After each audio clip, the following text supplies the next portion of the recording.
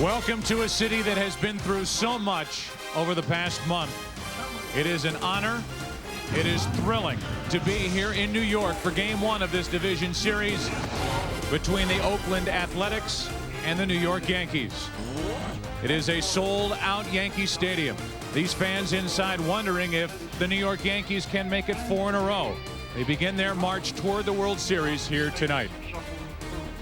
And welcome to the broadcast booth, everybody. I'm Joe Buck along with Tim McCarver. Tim, if you were going to make out a list of teams that could dethrone the champion Yankees, at the top of the list would be the Oakland Athletics. Yeah, Joe Torre has said that the Yankees can't outslug the Athletics. Too much power. They've got to outpitch them, pitch for pitch. And if they do that, that will be something. Consider this. Last year, the Athletics took the Yankees to Game 5 in the first round.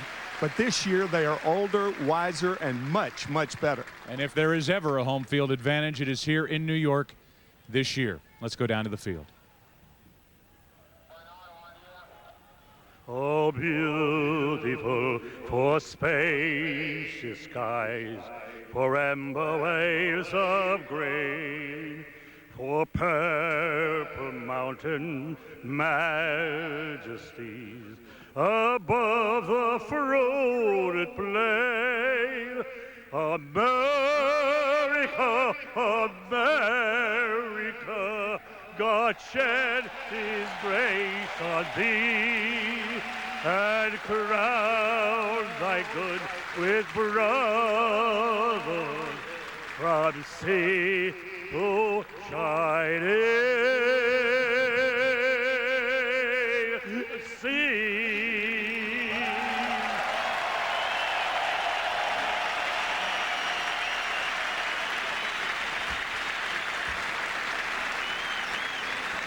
Ladies and gentlemen, direct your attention again to the microphone behind home plate and welcome Max von Essen. Max is the son of the New York City Fire Commissioner Thomas Van Essen, and he will now sing our national anthem.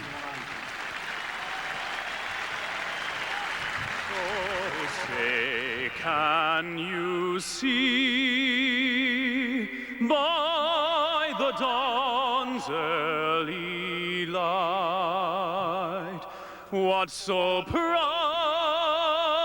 we held at the twilight's last gleaming, whose broad stripes and bright stars through the perilous fight o'er the ramparts we watched were so gallantly streaming, and the rockets' red glare, the bombs bursting in air, gave proof through the night that our flag was still there.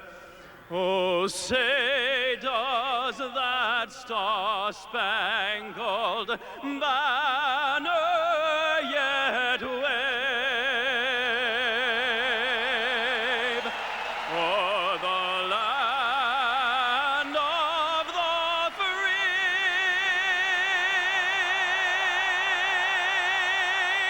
and the home of the brave?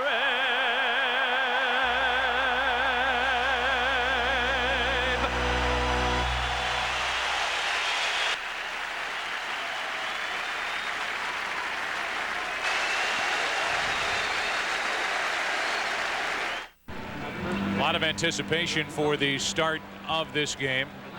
Beginning the playoffs, the division series on Wednesday, October 10th, in light of all that's happened in this city, the tragedies that hit here, 2 other locations in this country. On the 11th of September, Joe Torre puts tonight's game and what we are all about here with the world of baseball in perspective prior to tonight's game with Oakland. It's incredible. You know, we scratch ourselves. We think that what we do is so important until you realize what's gone on here in the last month with the rescue workers and the new sets of heroes that we've come to admire and love. And I know I shake my head when I realize how you know, how dedicated these people are. We think we're dedicated to playing this game, but it is a game. It is a game, and for the Yankees and the A's, this is game 1 of a division series. You know, the A's, Tim McCarver, have been waiting for just about 1 year exactly for tonight to get another shot at these Yankees. They pushed them to 5 games last year, game 5 being won out in Oakland. The A's really tested the Yankees more than any other team in the postseason last year. I think you and I are both in agreement that no team will challenge this Yankee team like the A's will this year. And as you said at the top of the show, the A's are better in 2001 than they were in the year 2000. And I think if the Athletics play a relaxed brand of baseball, they have the edge. However, if they stop, look around, and think about where they are. Yankee Stadium with 26 world championships, all the tradition in this stadium, then they lose that edge. Last year, the A's had to go down to the final game to wrap up the American League Western Division. Therefore, they started the division series against the Yankees with Gil Heredia, a solid pitcher, but not Mark Mulder, not Tim Hudson, not Barry Zito. The first 3 pitchers for Art Howe in this series against the 3-time defending world champion Yankees. So the pitching sets up much better for Oakland this season. This time around, their lineup is better with Jermaine Dye backing up Jason Giambi as opposed to Matt Stairs and others who backed up Giambi in the lineup last year for Oakland. So we'll see what happens. We are about set to go. The Yankees take the field. 26-time world champion New York Yankees. 3 in a row, 4 of the last 5, and right in the center, right in the heart of that diamond, is the right-hander Roger Clemens, 39 years old, and quite possibly looking at his 6th Cy Young Award at the end of the season. We look at tonight's starting lineup for the A's, brought to you by the New York Stock Exchange. We highlight Jason Giambi, and why not, backing up last year's most valuable player season with comparable numbers: 342 average, 38 home runs, 120 RBIs. He is the number 3 hitter for Roger Clemens in this Oakland lineup. Roger 20-3 on the year, the only pitcher in Major League Baseball to ever go 20-1, but he lost his last 2 decisions. We look defensively at the New York Yankees. There were some questions as to who would be in the lineup. The answer given by Joe Torre, I don't think surprised many who know him well, and that is he is going with the veterans. That includes Knobloch out in left. It includes Justice O'Neill in the lineup as the DH, the net shortstop.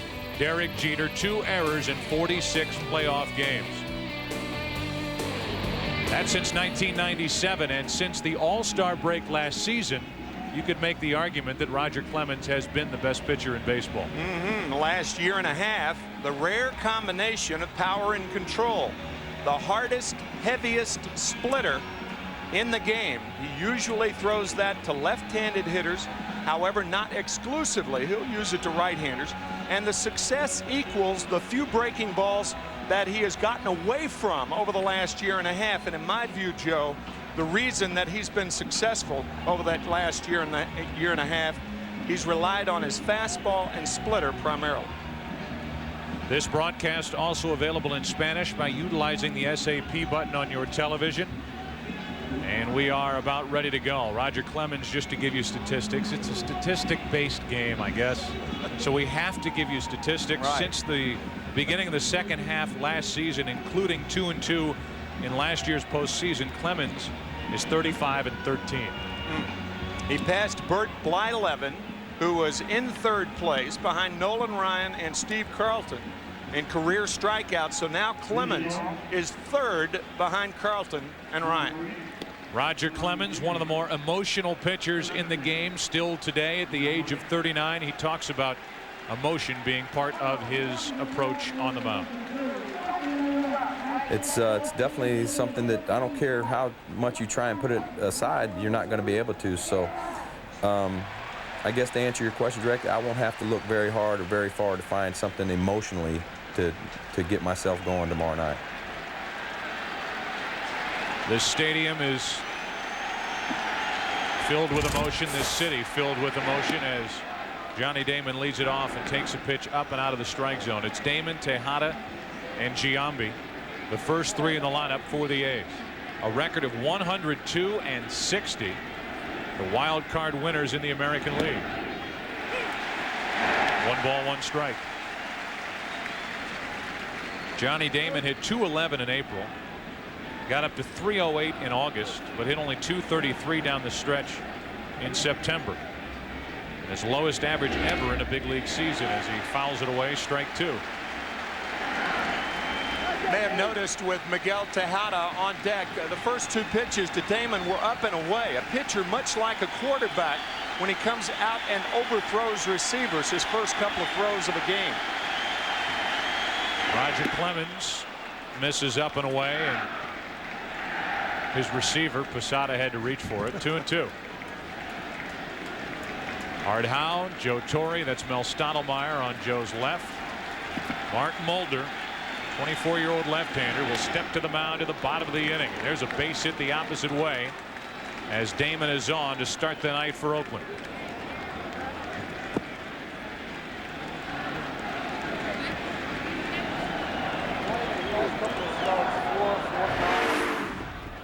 Fastball out over the plate, punch to left field, and the Athletics have struck first here in the first. The Oakland A's lineup took on a much different look when they moved Miguel Tejada up to the number 2 spot. They had Jeremy Giambi, Jason's brother, hitting in that spot for a while, but this is a better look with Damon the lefty, Tejada the right-hander, then Jason Giambi the left-hander. And here is Miguel, one of the most powerful hitting shortstops in the game. Not a big guy, but he hit 31 home runs during the regular season. First time in the history of the game that 2 left side of the infielders, third and short, have 30+ home runs. Chavez with 32, Tejada with 31. Runner going. Throw down by Posada, too late, and a stolen base for Damon. He stole 27 during the regular season, and the A's didn't waste any time. Runner at second with nobody out. What a jump by Johnny Damon. A poor pitch to handle by Posada. Jorge did the best he could, but no way you're going to throw out Damon. Flew to second base. So now the A's with an opportunity to take the early lead. Runner in scoring position with nobody out here in the first inning. Like Tejada was trying to go to right. 1 ball, 1 strike. Guy who drove in 120 runs this season, Giambi, waits on deck.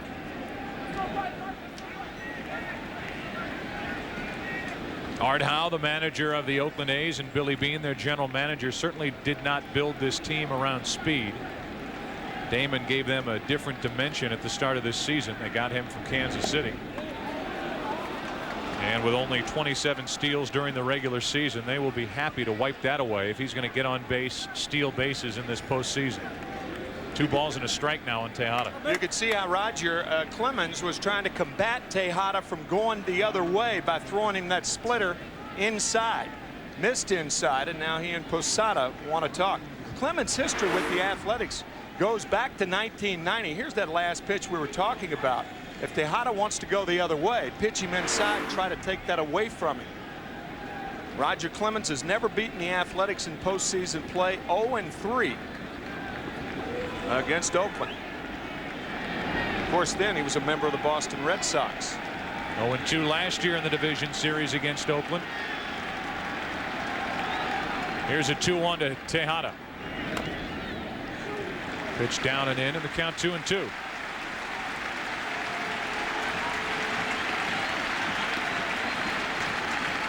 So he prevented Tejada from going the other way by pitching him inside. Now he'll go for the strikeout.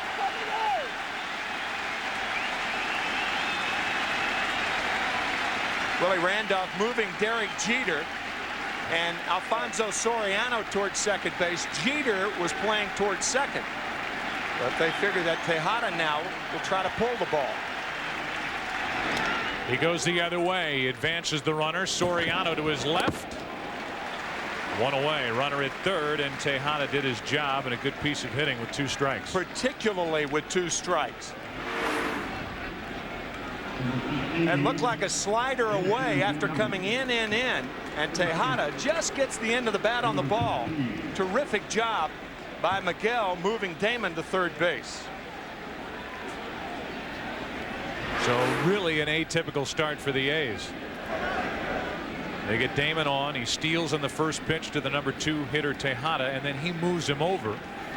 More of a Yankee style of baseball here in the first inning with a runner at third, 1 out. Here's Jason Giambi. And there's a fastball for a strike.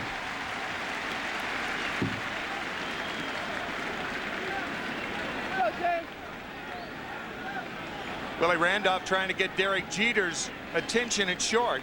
It's not a total shift. Giambi gets it off the end of the bat. That's into left center. Knobloch. They'll test him all night. That's not a good throw, and it's 1-0 Oakland here in the first inning. Giambi made it look easy. And there's an early indication of the way Knobloch throws out in left.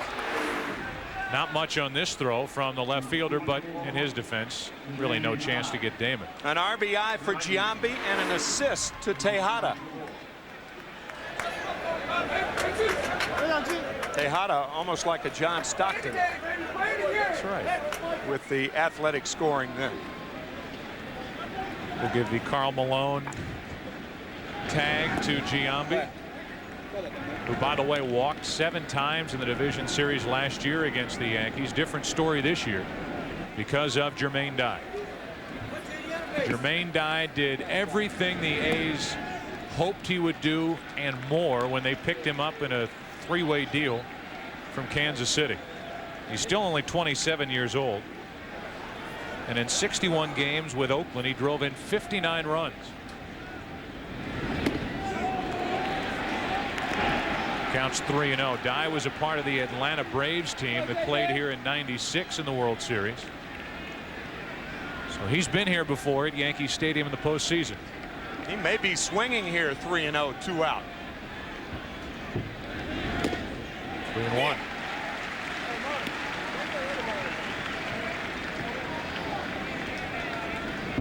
Roger Clemens has been behind 3 of the first 4 hitters.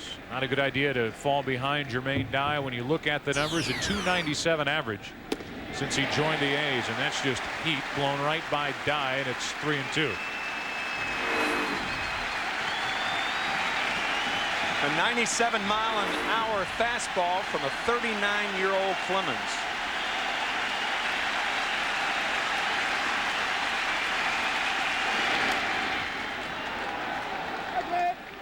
Still 3-2. This Oakland lineup is dangerous throughout. After Jermaine Dye, it's Eric Chavez, who hit 32 home runs.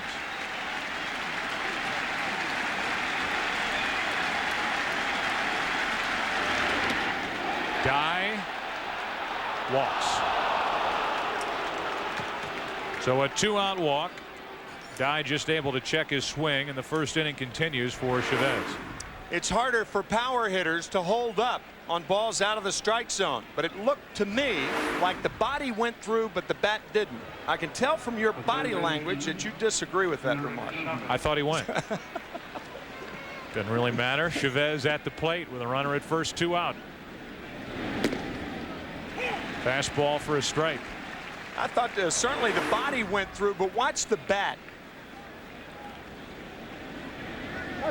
It's close, isn't it? Well, you convinced me. You're right. He didn't swing. Check on the runner Dye over at first in case you're wondering. Jermaine, with all that power in the RBI, stole 9 bases in 10 tries.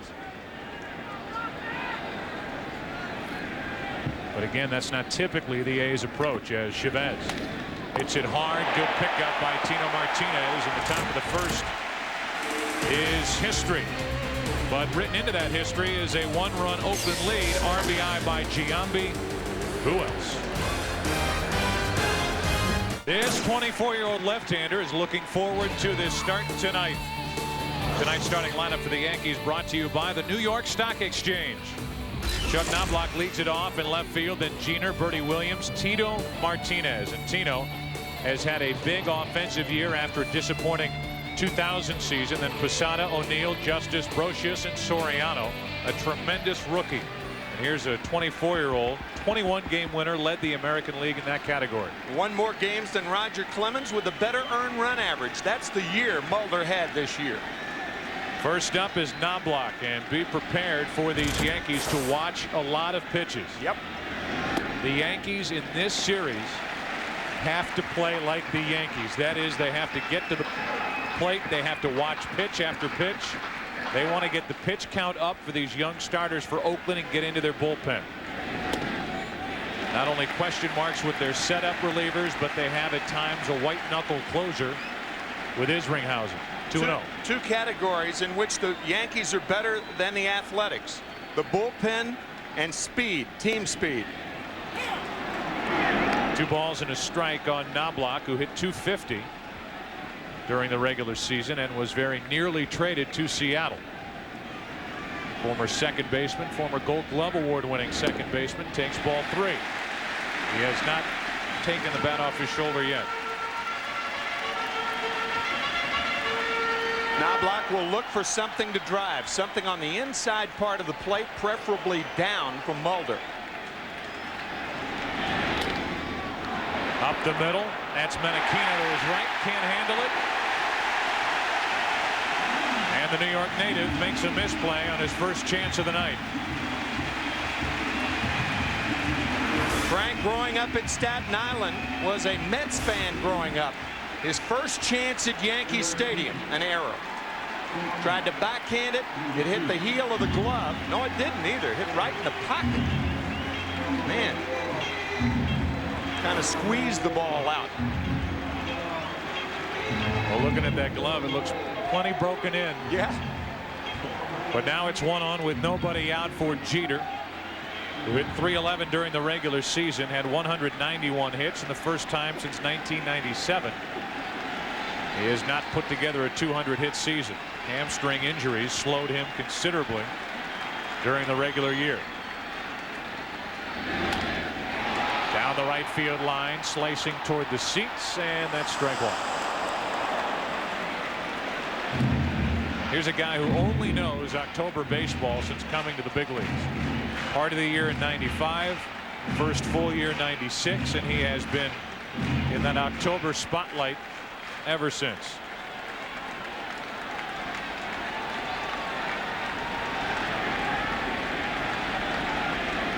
An error on Menachino, who made 16 during the regular season. And a check on the runner. Knobloch stole 38 bases for the Yankees, who as a group stole 161 on the year, their most stolen bases since 1976.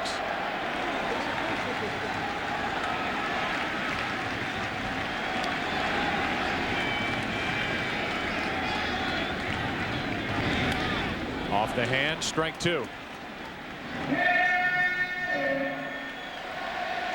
Derek Jeter with a 10-game postseason hitting streak. That is the most of any player, any active player.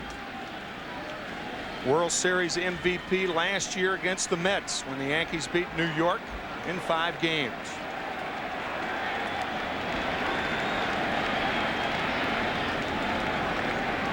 On 0-2. Up the middle, base hit. The first 2 Yankees are on.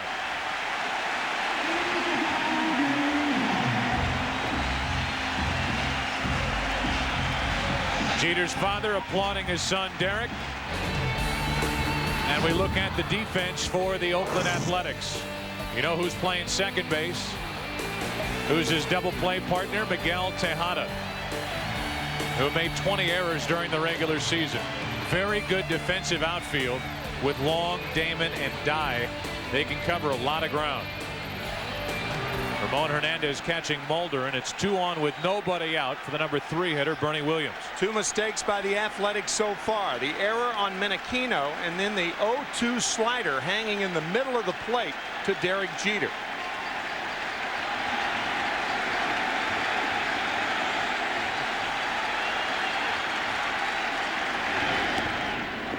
There's a strike.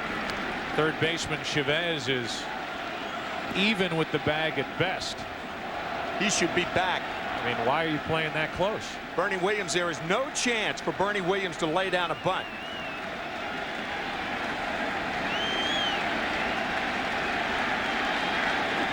Runners on at first and second, nobody out. Tejada will step, throw, got them both. Runner at third, 2 out. So no bunt from Bernie Williams, no chance of a bunt, and the result, the 6-3 double play. Mulder had his infielders convert 26 double plays behind him this year, often with that curveball.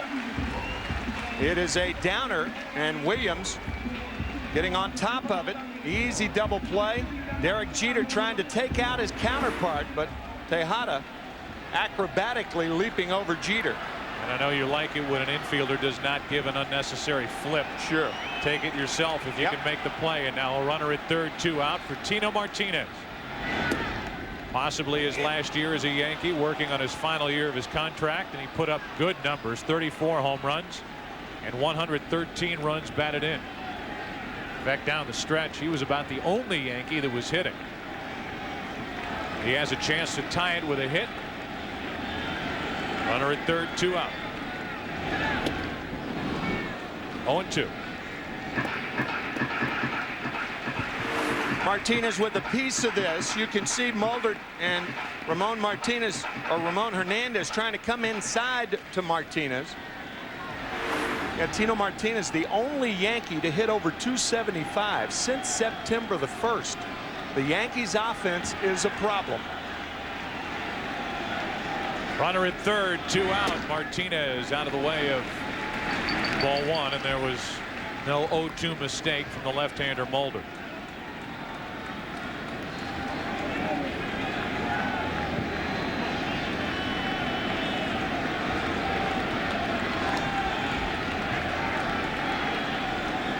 On 1-2.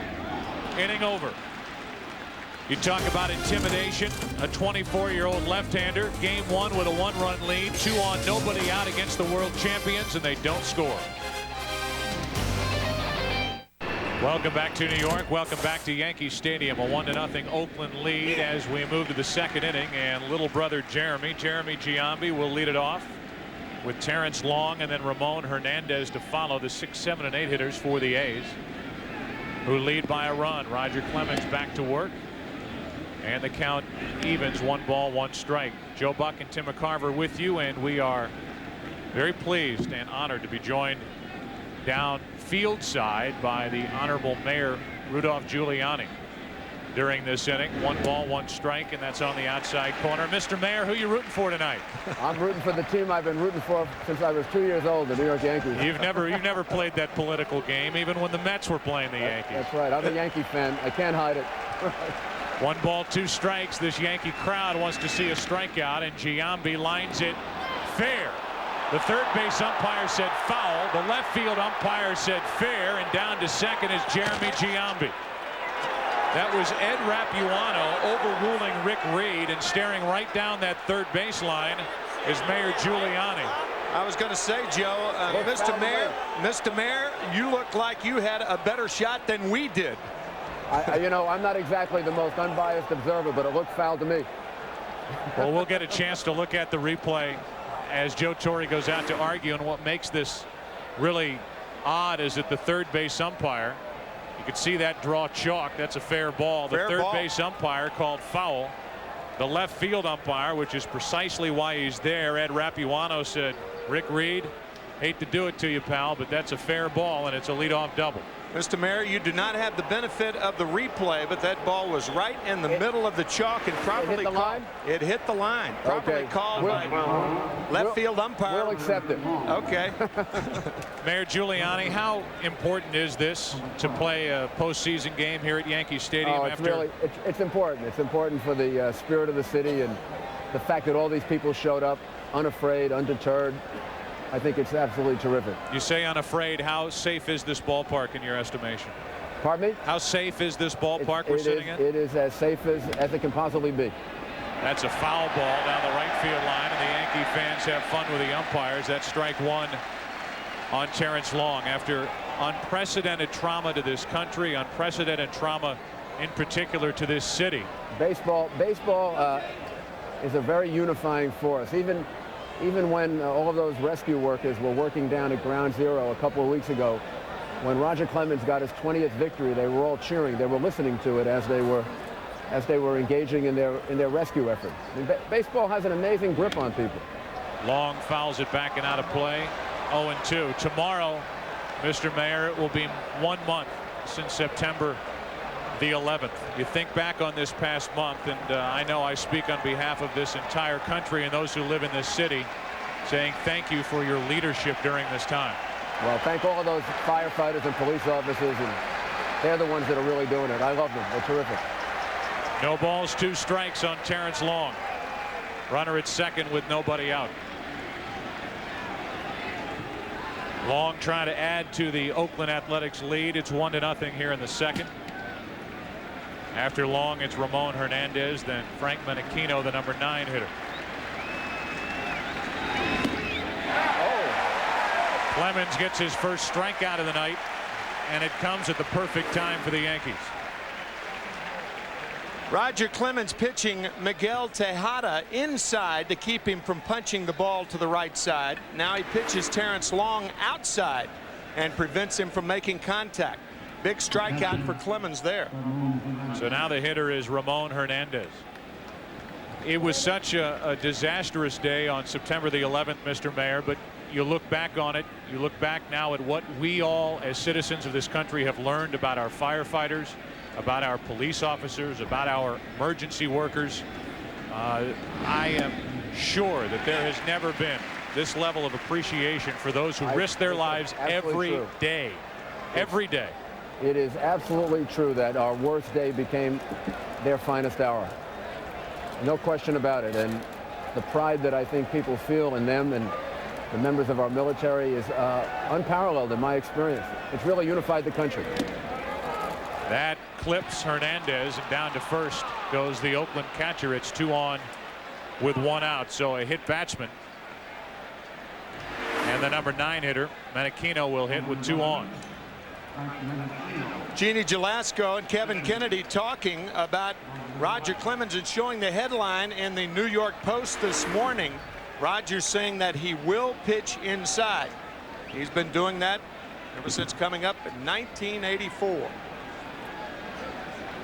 Here's a player who grew up Staten Island. Takes a pitch a little bit high for ball 1. Staten Island was a place that was very much affected by all of this. So many of the police officers, firefighters, and the people that worked at the World Trade Center live in Staten Island.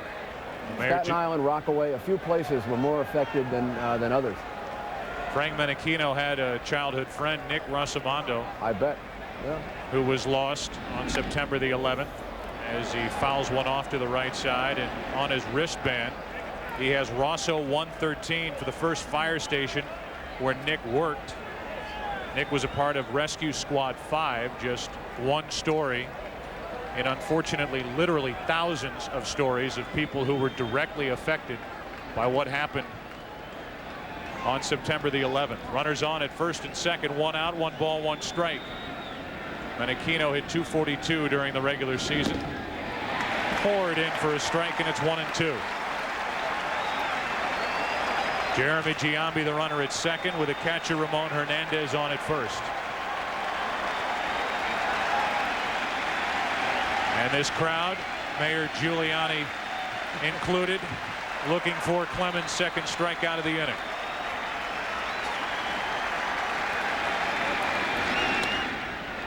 Up the middle, diving stop, Jeter, 2 out. Derek Jeter covered a lot of ground for the second out of the inning. And you're not sure how many runs Derek may have saved with this dive. 1 at least to get the sure out. Fine play by Derek Jeter. Mayor Giuliani, with your term almost up, have you thought about how you are going to continue to serve this city past your term? Almost any way that I can. I mean, I love New York, and any way that I can be helpful in the rebuilding effort, and both physical rebuilding and the rebuilding of the spirit of the city, which I think is well underway. I mean, the people in New York are the most resilient people in the whole world. That has been proven over this past month. First and third with 2 out. And we touched on it at the beginning, Mayor. What a showcase for not just this city, but for this entire country to tune in on television and watch this game at this stadium in this city. It's an important night. Yeah, I also want to thank the Oakland A's. A number of them came down to different firehouses on Monday as soon as they arrived in New York. Jason Giambi and Johnny Damon, a whole group of them. And it was very, very nice of them to do that. Mayor, you started to see Yankee hats, heck, even Met hats in places you never saw them before. I think all of us across the country, I'm from St. Louis, I guess we all became part New Yorkers after what happened here in the 11th. But all of the firefighters really appreciated it, and the kids. And they went out of their way on Monday as soon as they arrived. I think must have been about 11, 12 o'clock. They went to various firehouses all throughout the city, and it was a very, really nice thing. Runners on at first and third with 2 out. 2 balls, no strikes on Johnny Damon, who singled, stole a base, and scored a run back in the first. Now the count 2-1. Mayor, Mr. Mayor, they know it's you down there.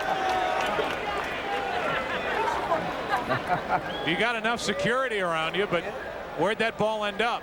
I don't know. Where did the ball go? In the dugout. Oh, it went into the dugout. It unfortunately went into the dugout. All right. 2 balls and a strike on Damon, trying to add to the Oakland's lead here in the second. Damon trying to slap one the other way. It's 2-2.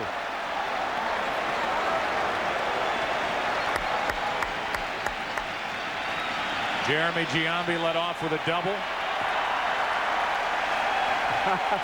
Menachino, the runner at first.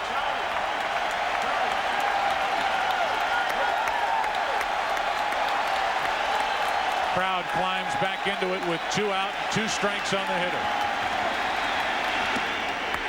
Full count.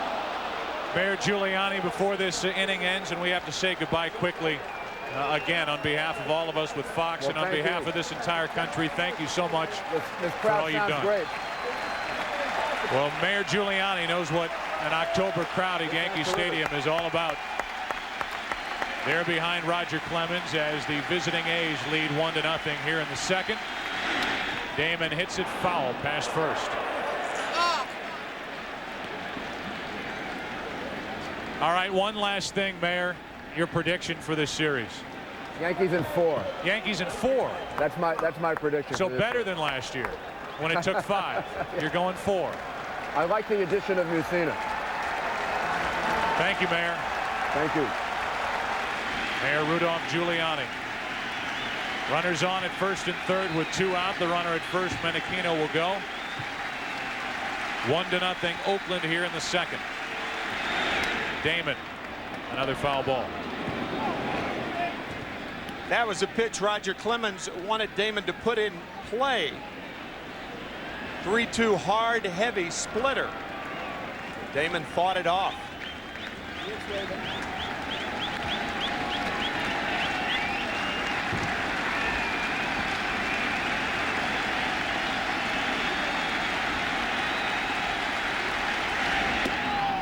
That'll load him up for Tejada. Second walk plus a hit batsman by Clemens. And the bases are loaded for Tejada, who drove in 113 runs during the regular season. Johnny Damon certainly earned that walk, fouling off some tough pitches from Roger Clemens and coaxing a walk on a fastball up and away.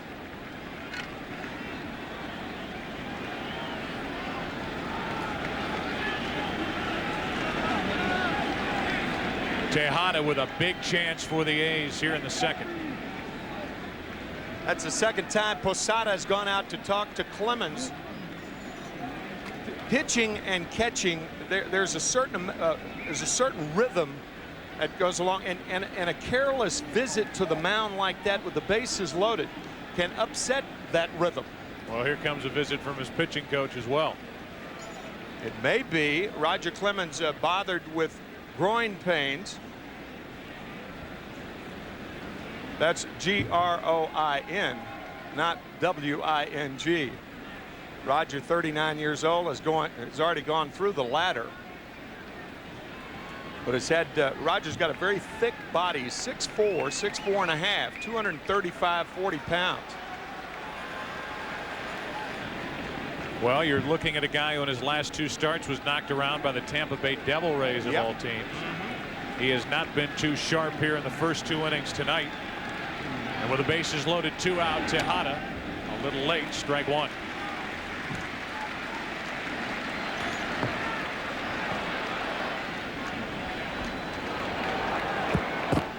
A leadoff double in this inning for Oakland. 3 grand slams this season for Tejada. A team that hit 199 home runs during the 2001 regular season. Tejada up the middle, stopped by Clemens. The 39-year-old with great reaction as he takes it and keeps it from going up the middle. The Statue of Liberty standing tall in New York Harbor. We're in Yankee Stadium. We're into the bottom of the second. 1-0 Oakland. Well, Mark Mulder got out of a first inning jam with first and second nobody out. Then Roger Clemens got out of a similar jam in the top of this second. Still 1-0 Oakland. And Posada leads it off and takes a strike. And what reactions it was by Roger Clemens with the bases loaded. 0-1 the count to Tejada. Reacting to that hard one-hopper back through the box to get the Oakland shortstop. Here it is one more time.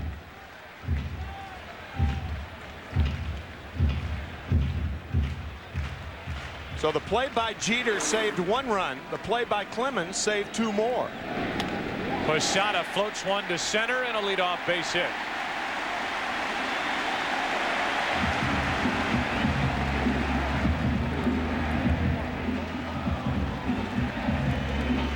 Now it's Paul O'Neill. Paul, who midway through September didn't know if he was going to be available for this division series, certainly. Maybe the postseason altogether. A stress fracture in his left foot. Suffered that on September 7th. He missed 15 consecutive games, and just recently over the past week was able to test it, has been the DH and will be the DH throughout the duration of this division series. In the first round, he will not play right field. A guy that Joe Torre calls the heart of the Yankees, Paul O'Neill. Ball 1 low. O'Neill has hinted that this will be his final season, signing a 1-year deal. Joe Torre, when you talk to him about Paul O'Neill, almost starts to talk along the lines that he believes Paul O'Neill will hang it up at the end of the year. So this could be his last try with the Yankees in the postseason. A guy who, with a tremendous at bat in Game 1 in the World Series last year against Armando Benitez and the Mets, helped the Yankees come from behind, win that game, and then they eventually won it in 5 games over their crosstown rival. Posada, the runner at first with nobody out.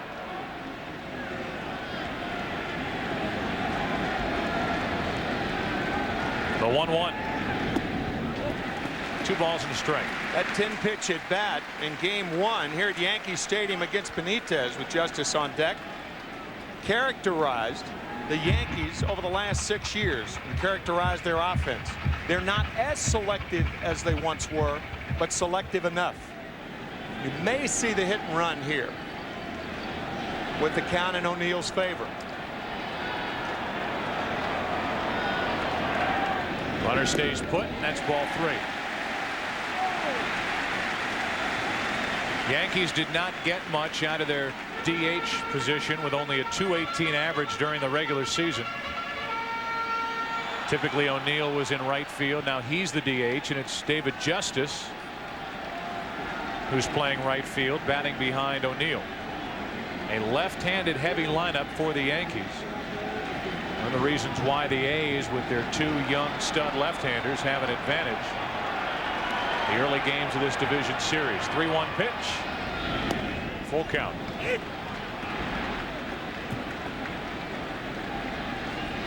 Jorge Posada has made several base running mistakes in the last month. He is not a good base runner. And if you're not a good base runner in this situation, you've got to make sure that Mulder throws home. He'll probably be running, but you cannot get picked off right here.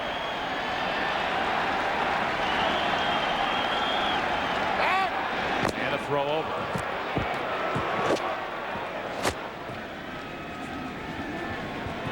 You almost resort to softball rules here. Keep your foot on the bag and then run when the ball comes home. O'Neill will try to chase Posada around the bases, who was on with the leadoff hit in the inning, a guy who hit only .204 since the early part of August. He is running as O'Neill slashes it foul. No doubt he made sure that Mulder was coming home with a pitch. Very deliberate. Wait, wait, wait, and now you run. That's what you have to do with the count 3-2. It's similar to a hit and run play. With that break, it wouldn't likely avoid the double play. It may allow Posada to go first to third on a well-placed single.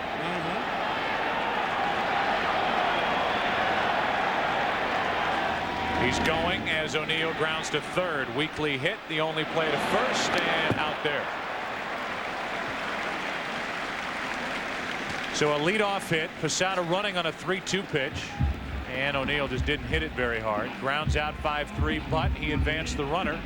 And now the Yankees ask for some production out of David Justice, who's been a big postseason performer with his days certainly with the Yankees and before that with Atlanta.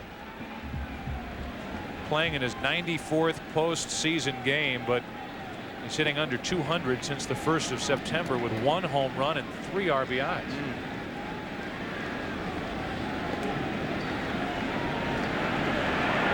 Tying run at second, 1 out.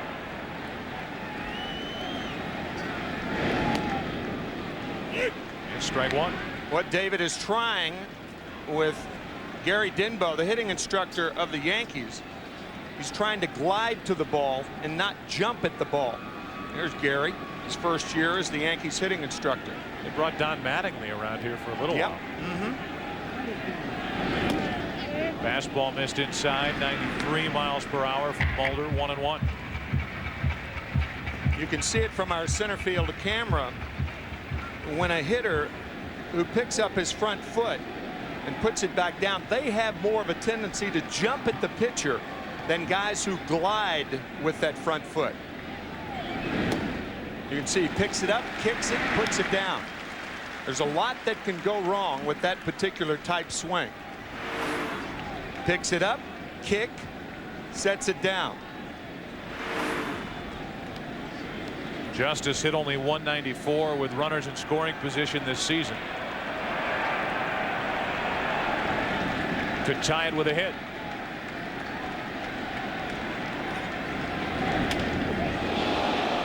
Dangerous foul ball over the dugout on the left side.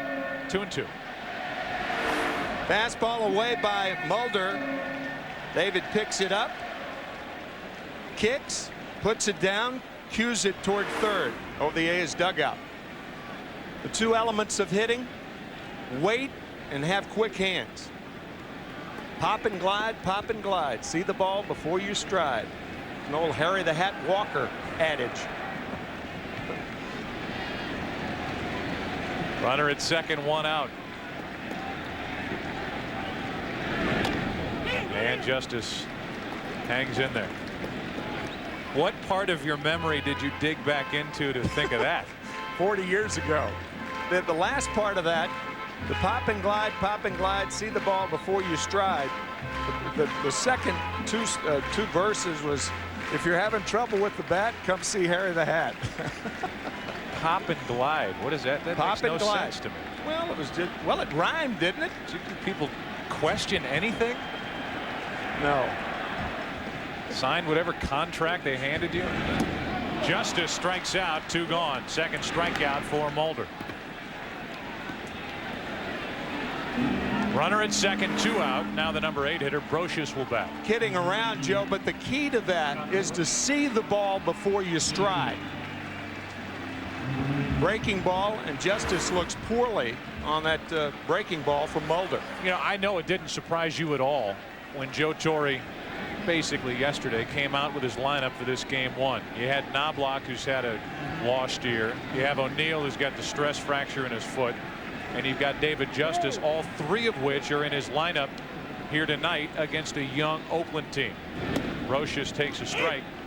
That is Joe Torre. He will lean on the experienced players. He will lean on the guys who have helped him to this success, his 6th season. It's been an incredible run for Joe Torre, and he credits players like O'Neill, like Knobloch lately, like Justice with his postseason last year. And it was not surprising that he left Luis Sojo on the active roster in place of a young Nick Johnson. That's the way he is with his friends. That's the way he is with his players. He trusts those who have delivered for him in the past. Sojo, the type of player. There's Nick Johnson. He's not on the roster, but obviously allowed to sit on the bench. Sojo, the type of player that can sit for 2 weeks, come up and deliver, as he's done so many times for the Yankees. Game-winning hit in Game 5 of the World Series last year. Stays 0-2 on Brocious. I'll say you can sit. Sojo has only 11 at-bats since August 17th.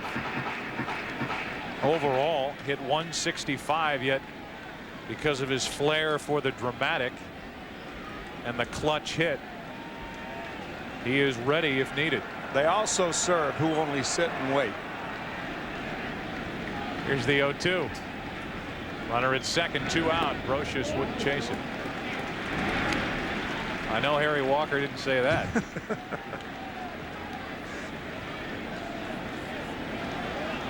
Soriano, the number 9 hitter, on deck.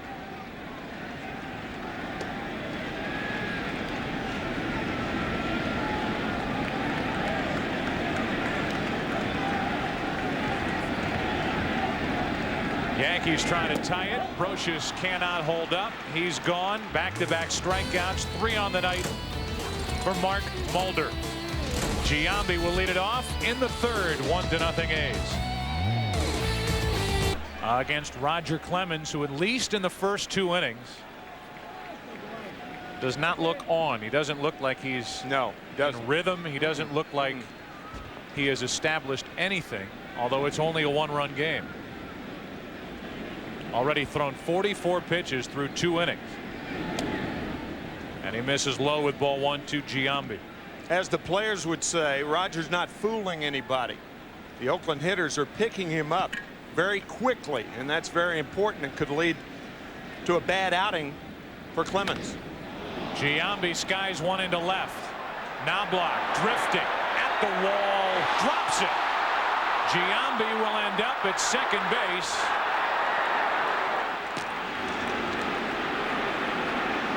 To start this 3rd inning.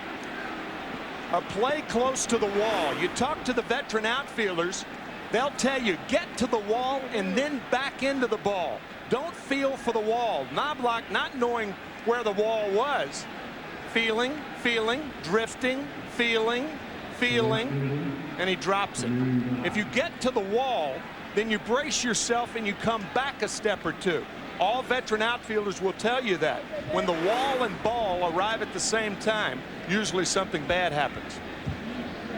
It's an error on Knobloch. They just ruled on that, and a strike hits the inside corner. A lot has been made about hitters running hard out of the batter's box. Jason Giambi has suffered one leg injury after another, isn't running well at all. He ends up at second base with nobody out to start the inning. The 0-1 to Dye. Strike 2. Clemens has 1 strikeout. And he has a hitter set up at 0-2 who at least would like to move the runner over, although right now with 2 strikes, Dye is just trying to put the bat on the ball.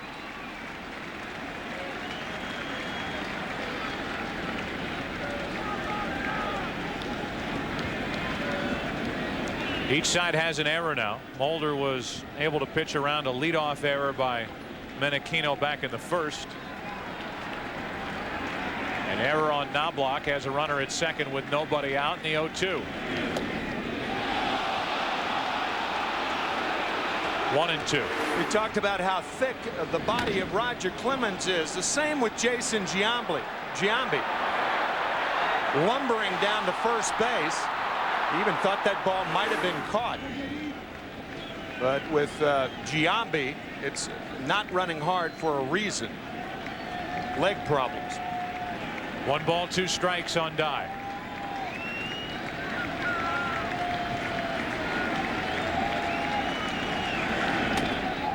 He advances the runner. Soriano makes the play out at first. Runner at third. 1 away. Second time the A's have done that. Right now, here's Jeannie Zalasko with a game break. Jeannie? Joe, in Arizona, we go in search of our stars of the day. Mark McGwire not in the lineup for Game 2 between the Cardinals and Diamondbacks. So Albert Pujols, Rookie of the Year frontrunner, filled the super slugger void with a first-inning 2-run shot off Randy Johnson. St. Louis tied up the series 1 game apiece, Joe. Well, we just had a quick look at 2 of the biggest midseason pickups by 2 playoff teams. Jermaine Dye, who advanced the runner to third. Arguably the biggest pickup in the American League, and Woody Williams, a deal that was made after the trading deadline with San Diego, trading Ray Langford to the Padres to get Williams. He's been their best pitcher since. 1 ball, 1 strike on Chavez with a runner at third in the infield here in the 3rd inning.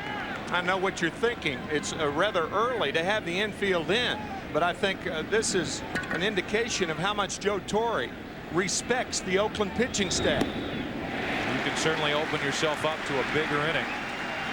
Give Chavez a better chance for a hit, as he's now set up at 1 ball, 2 strikes. It also, Joe, tells you a lot about your offense. The Yankees again have not been scoring a lot of runs. But Torre thinking 2 runs may be too many. Chavez just gets a piece of it, and that'll get out of play.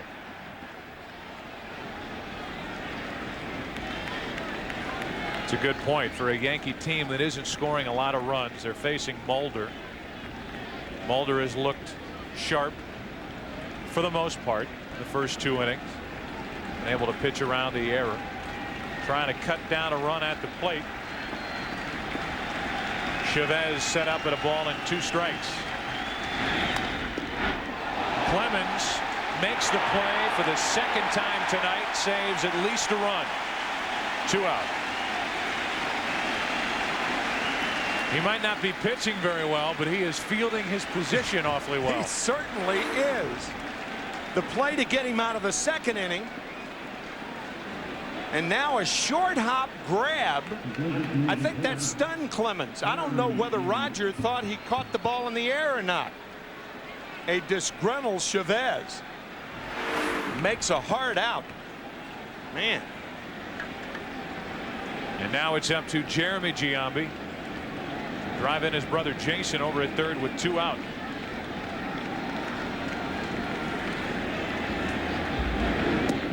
Ball 1. Interesting tape job by Jeremy Giambi. He's got that knob of the bat built up with tape. Easy to tell they're brothers.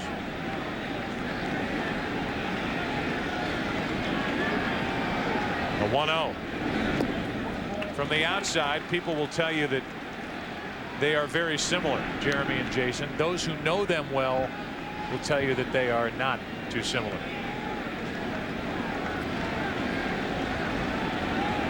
Jason, one of the neatest superstars in baseball, really any sport. One of the most engaging guys. Really is.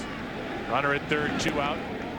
And even with the Harleys, which they both ride, Jason, believe it or not, is a little more understated than Jeremy.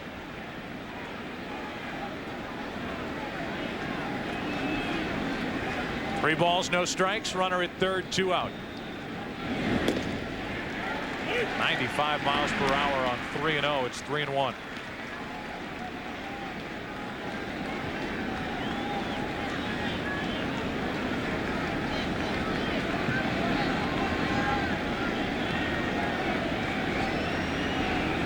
Pitch count already getting up there for Clemens. 3-1 delivery to the right side.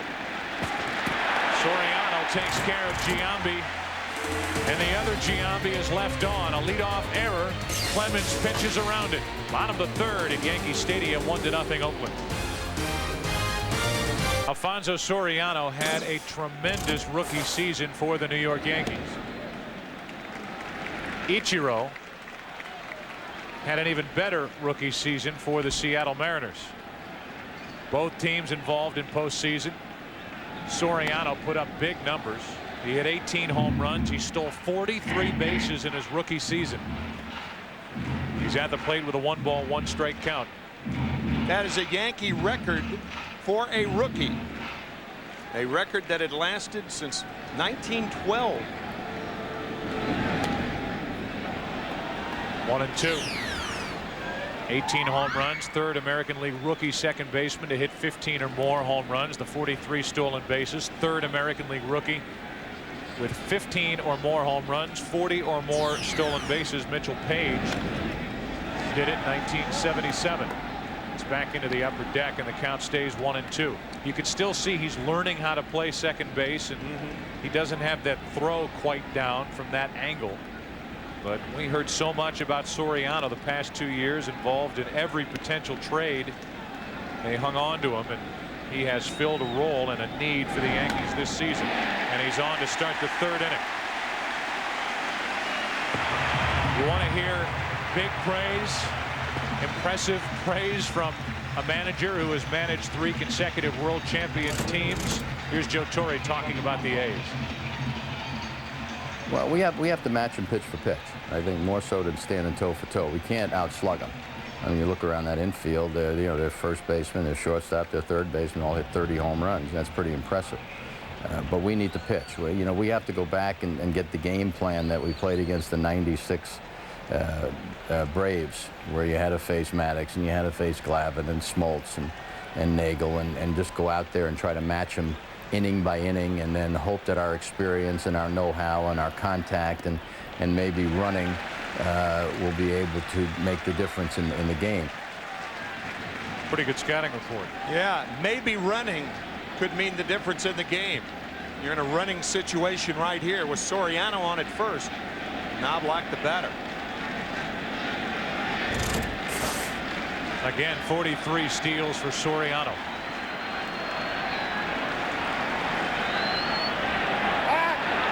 Break back to the bag, and Soriano just got back in.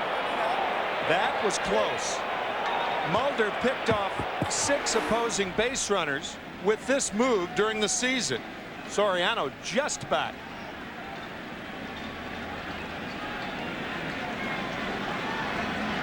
That was close. In case you're wondering, Ramon Hernandez, the A's catcher, threw out 25% potential base stealers, and Soriano has not quite figured out the move of Mark Mulder. He's been late getting back the last 2 throws over.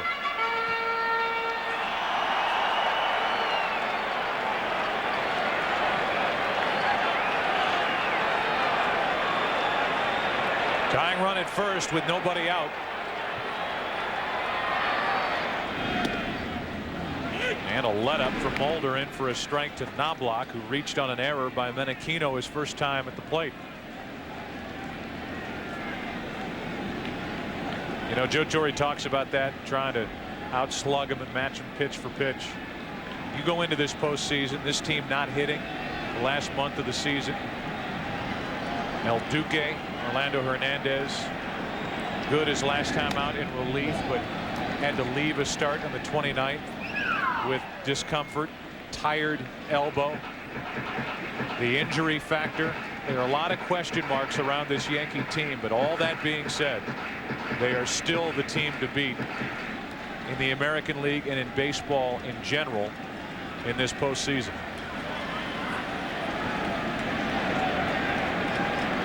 Oakland, who took him to 5 games last year in the division series, wants to be the team to beat him. It's almost like a college atmosphere around the A's, led by Giambi, and constantly playing jokes on one another. They're getting on each other, giving trouble to everybody in that clubhouse. They keep it light, they keep it loose, and they go out there and just hammer. And now they've got young pitching to go with it. A ball and 2 strikes on Knobloch. 2-2. You go in the Yankee clubhouse, on the other hand, the atmosphere is gritty, determined, professional, not nearly as outwardly lighthearted as the Athletics, but loose like the Athletics nonetheless.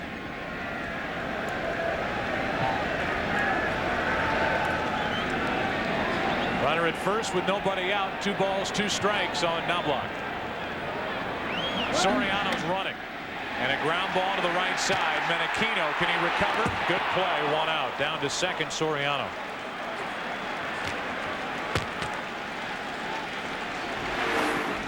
Menechino, covering second base, reverses his steps. Kind of swaggered after that one, didn't he? See right there, Frank with a good play. Like Michael Flatley going after a ground ball. Ron Cey, the Penguin, with the Los Angeles Dodgers for so many years as their third baseman. Here's Derek Jeter now with a tying run at second, 1 out. 1-0 Oakland in the third. The one thing that Mulder has to be aware of here is Soriano on at second base. It's ideal to try to steal with 1 out. And when you're on at second, the pitcher that had the good move to first doesn't have it to second. Huge lead, he's running. You called it, throw down, got it for the second out of the inning. Willie Randolph puts up an argument. Now Joe Torre will trot out and plead with the third base umpire Rick Reed. 2 out, nobody on. Soriano with the head first slide, trying to go for the back of the bag. That is proper. You make the third baseman try to tag you. He was safe. Try to be as fair as we can, but I thought he was out. Did you? I thought he was safe. I thought the agree with hand was in there and the tag was too high. Tag goes down, but it misses the left arm of Soriano, and it looked like he got his hand on the bag before the glove of Chavez hits him. He still hasn't touched him. The glove actually hit the ground. Now he's touched him, and he's safe. That's right. That's right. So the bases are empty with 2 out. And Jeter waits for a 1-0. 1 ball, 1 strike.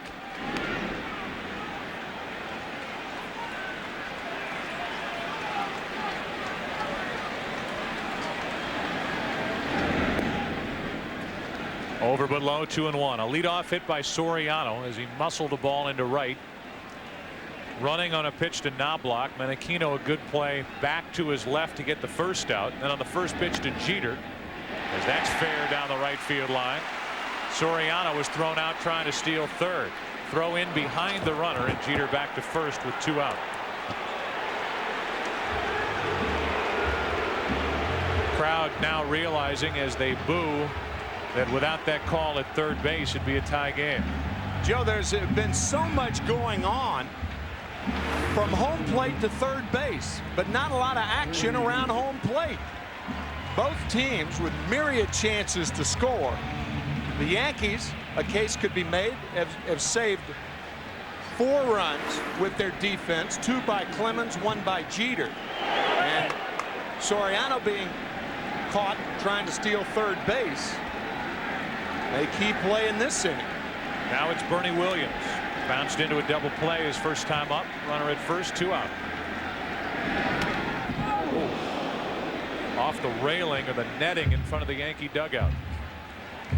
That netting was put up there by Yankee management to protect Don Zimmer. If you remember and follow the Yankees, a couple of years ago, Zimmer was hit, and George Steinbrenner gave him a helmet in the clubhouse. And George said, no way you'd wear that helmet out on the bench. Well, Zimmer did it. And it's on the cover of his new book. The 0-1. So they didn't put that railing up in the 80s to keep George Brett in the dugout on the other side? During the Pie Tar game in 1983. There are fewer. George would have had to sidestep, find the door to run back out to home plate. I think George could have gotten over any barrier that night. Got through it. 0-2 the count on Bernie Williams.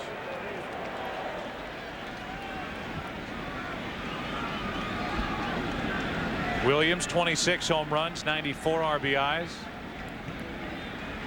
18 RBIs during division series play for Bernie Williams, which is the most in that new category of division series RBIs. New from 1995 on. The 0-2. Got him on the inside corner. Mulder has 4 strikeouts. The Yankees have 2 hits in the inning. Lost Soriano trying to steal and still trail it 1-0 as we go to the 4th. On Fox, presented by the New York Stock Exchange, is brought to you by MasterCard. There are some things money can't buy. For everything else, there's MasterCard. We have played 6 half innings. The leadoff hitter has been on base in every half inning, and there's been a total of 1 run. Terrence Long, Ramon Hernandez, and Frank Menachino, bottom 3 for the A's. And Terrence Long, the former New York Mets outfield prospect, takes a strike. One of 4 Mets on the Athletics roster. 3 are pitchers. And Terrence Long. One of the handful of young players that Billy Beane, their general manager, has locked into long-term deals. It includes Hudson, Tejada, Mulder signed a 4-year extension. Chavez. The heart of this team, with one major exception, is locked up past this year as Long takes low, and it's 1-2, and that exception is obviously Jason Giambi.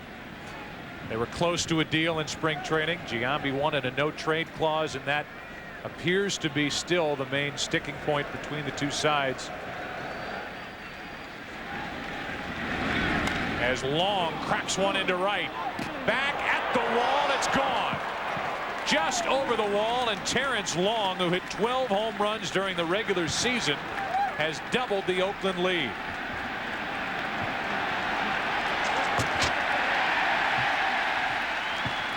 Jeffrey Mayer throws that ball back into the infield as the A's lead 2-0. Jeffrey Mayer, let's see, he would be 17 right now, probably headed to college this fall, perhaps, or a senior. He was 12 when he interfered with Tony Tarasco back in 1996. You know what? I'm sorry I brought it up. Just move back to the home run. This is a fine piece of hitting by Terrence Long. Ooh, that's about the same area. That's kind of eerie. Derek Jeter was the hitter then, as all Oriole fans know, and all Yankee fans know. Here's a 1-0. Broken bat. One hop to short. Jeter takes care of Hernandez, 1 away. That was the type of splitter that Long hit, that Clemens would say, you know what, I did what I wanted to do there, but Long was better than I was. That pitch, when Long hit it, was about, what, 8-9 inches off the plate? Check it out right in this area. Right below the knees, and he just guffs it out of Yankee Stadium. Now with 1 out, Menachino, who's 0 for 1. Takes a strike. You know, just to go back to the Giambi point, they were unable to lock up Jason during spring training, so the season unfolded. Then you look at the A's, the way they started the season, losing 18 of their first 26. Meanwhile, the Mariners were running away with the American League's Western Division. Were it not for the wild card, you have to wonder if Jason Giambi would be involved in this postseason wearing a Yankee uniform. Already a lot of talk that as a free agent he'll come to New York. But if they got into a bidding war and they ended up adding to their team, getting Jermaine Dye instead of dismantling their team after a big sweep of the Diamondbacks right at the All-Star break, they kept Giambi. They added, gave protection to Giambi in this lineup, and they took off. There has been no better team in baseball the second half of this season. But even with their 102 wins and their 58-17 record in the second half of the season, they finished the year 14 games behind the Mariners, who won 116 games this season. So if not for the wild card, the A's likely would have dealt Jason Giambi. And when teams are putting together packages for superstar players, who's the first team you'd call as a general manager? It'd be the Yankees. Brocious takes care of Menachino. 2 out. Tomorrow, our exclusive postseason coverage continues as Chuck Finley of the Indians trying to help his ball club take a 2-0 lead over the aforementioned Mariners. The action begins at 4 Eastern on Fox Family. Then tomorrow night we'll be back here at Yankee Stadium. Andy Pettit, Tim Hudson for Game 2 of the A's and Yankees. Coverage starts at 8 o'clock Eastern right here on Fox. Fox Network's your exclusive home for the postseason in 2001. Here's Johnny Damon, who's 1 for 1 with a single, a steal, a run scored, and a walk.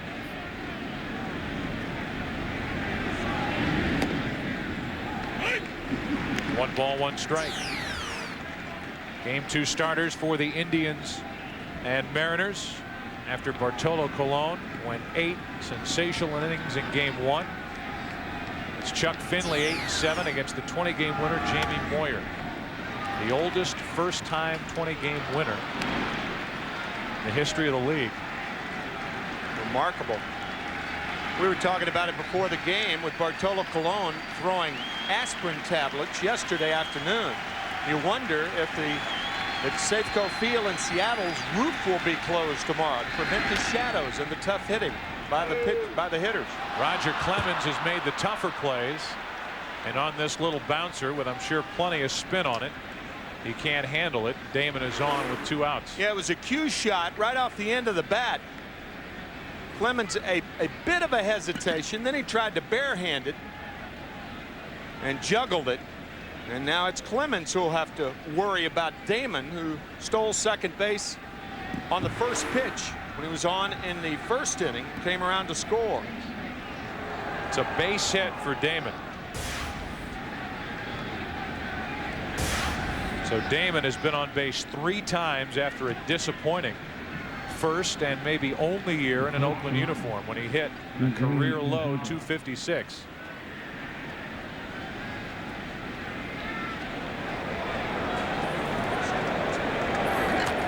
So the inning continues for Tejada, who was robbed of a hit on a brilliant play by Clemens back in the second. Bases loaded at the time. That's a check on Damon. That's what speed does to a pitcher.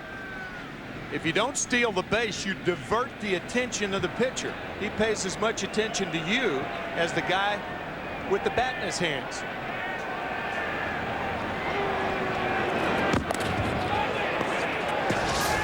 Roger Clemens, his glove has been as valuable as his right arm. Getting Tejada and then Chavez. Tejada with the bases loaded, 2 out. Chavez with a runner at third, 1 out. Damon running. Posada. Nothing on that throw, and now a hit could mean another run. Second steal for Damon. 2 pitches, 2 steals, both on the first pitch.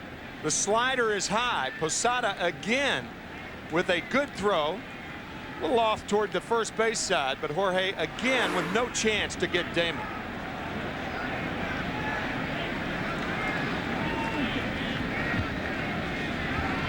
So the A's have come into this series running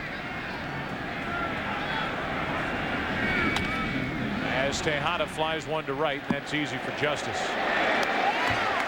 That'll do it, but the A's add to their lead. Splitter from Clemens, home run, Terrence Long, 2-0, Oakland. Tino Martinez leads off for the Yankees, bottom of the fourth. It's 2-0 Oakland now. And Mark Mulder back to work. Breaking ball has Martinez frozen, strike one. Since July the 2nd, the A's went 62-18. As a shattered bat produces that weak ground ball to first. The ERA for the A's 2.90 since then. Mulder a big part of it, and he shed some light on the clubhouse atmosphere for this young Athletics team. It's fun every day. You know, it's not like you're going to a bad clubhouse where you don't talk much. I mean, everybody gets made fun of every day. Everybody's getting jokes thrown their way. You know, it's what could be better than to play a kid's game and be around a bunch of kids. You know, that's what's fun. Something we talked about earlier. You go in the Yankee clubhouse, it's like a museum. You go in the Oakland clubhouse, and it's like a frat party. Strike one on Posada, who has one of the 4 Yankee hits tonight. Togas and all, huh? Absolutely. Martin this Mulder. day and the night, singing in the corner. Food fights. What were you saying? I'm sorry. Talking about Mark Mulder, you know, talking about it's a kid's game, and he was a kid when Billy Beane scouted him and went to Michigan State. Hard hit.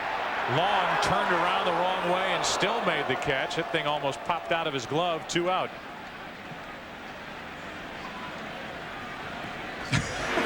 I think he may have lost the ball in the lights. He turned to his left and then snow coned it. Baskin Robbins, vanilla.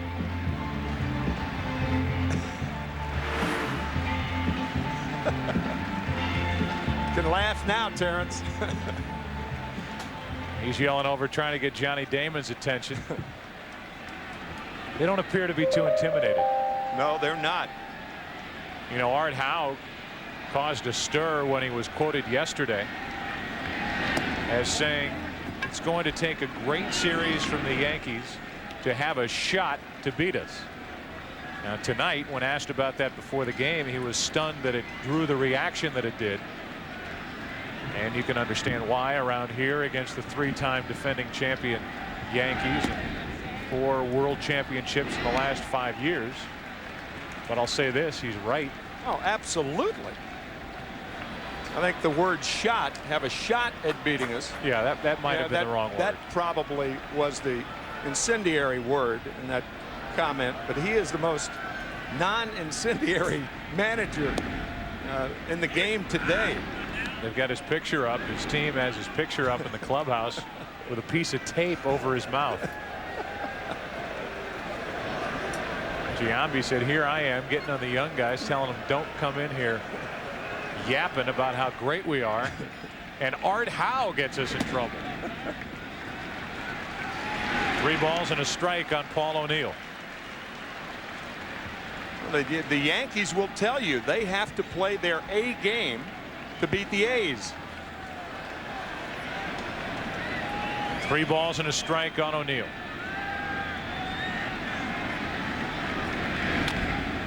And that's a foul ball. Very close, but a foul ball. 3-2. Justice on deck. That gives you an idea of the movement on Mulder's pitches. O'Neill thought that ball was in the air, and the ball was 3 feet from him. He actually looked up, and the ball was lying at his feet. Do not adjust your sets. That's Sterling Hitchcock getting loose in a 2-0 game in the 4th inning with Clemens on the mound. You would have to think there's something wrong with Clemens. Yep. Tejada to his left.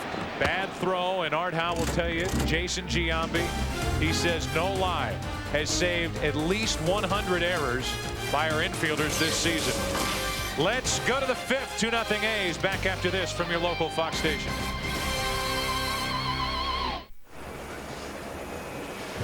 The Division Series on Fox, presented by the New York Stock Exchange. The world puts its stock in us. We welcome you back to New York. We're in the Bronx at Yankee Stadium, and it's 2-0 Oakland. You can just see one thing I was told as a young aspiring son of a Hall of Fame announcer: don't guess about injuries up in the booth.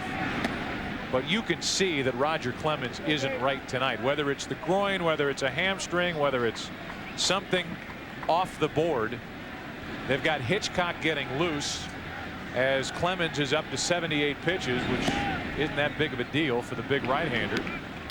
And the count goes to 2-0 on Giambi. Obviously, the fact that Hitchcock is up and Clemens has only thrown 79 pitches is an indication that something is wrong, probably with the lower part of the body. And again, because of that thickness, Roger, I don't think anybody works as hard between starts and during the offseason to keep himself prepared to pitch any more than Roger Clemens. Giambi's knees buckled on that pitch, and the count 3-1 as it missed low. But you're right, Joe. I mean, he just looks out of sync. The lineup, he doesn't have the drive from the lower part of his body. 3-1, dangerous pitch to Giambi, and it's up and out of the zone. A leadoff walk, and the third walk handed out by the future Hall of Fame right-hander. I think he's gone. Joe Torre is going to home plate umpire Dana DeMuth, and usually that's an indication that if Sterling Hitchcock does come in the game and he needs extra time to warm up because of the injury, they'll give it to him. We'll see. Hitchcock, who has battled back from arm trouble himself, rehabbing with the Padres over the past year, is going to enter here. And injury, as opposed to ineffectiveness, will be the reason Roger Clemens is leaving as he walks off gingerly here. 0-2 his last two starts of the regular season, losing to the Devil Rays. And now here in Game 1 of the division series, he is knocked out in the 5th against the A's. Hitchcock will take over here in Game 1. We're at the top of the 5th inning. Joe Buck and Tim McCarver with you here at Yankee Stadium. Game 1 of this division series, the last division series to begin. I think the most anticipated division series for those who track these two teams during the course of the season, considering the Yankees are 3 times defending world champions in 4 of the last 5 years. But the A's figure to give them a test in this opening round, and not only do they lead 2-0, but there is something physically wrong with Roger Clemens, who has to leave here in the 5th. And he gives way to Sterling Hitchcock, the MVP of the 1998 NLCS, while pitching for San Diego against Atlanta. Giambi at first, he drew a walk, and then Clemens walked off the field as a strike is in Jermaine Dye. Sterling Hitchcock signed originally with the Yankees. In fact, he pitched for the Yankees against Seattle when the Yankees were the wild card team in 1995. Hard hit, fair, past third and down the line. It stops, and the runners will end up at second and third. That ball got hung up down the left field line, did not get into the corner or even bounce closer to Knobloch. It almost stopped dead down the left field side, and that allows the runners to get to second and third. So a walk, a double, in big trouble for the Yankees. When a third baseman goes after a ball near the line and kind of drifts, particularly when a guy like Brocious dives for the ball, then there's nobody left to cover third. Hitchcock could see the ball rattling around that stool. Ball was in play and is in play. But Hitchcock went behind home. Nobody was. Chavez hits one foul down the left field side, and that'll get out of play. Strike one. Nobody was covering third base. Brocious had to hurry back to the bag because Hitchcock was behind home. Hitchcock's responsibility there was third base, not home plate. So Hitchcock is greeted with a double by Jermaine Dye, and Chavez has second and third. Nobody out, with the A's leading 2-0 in the 5th.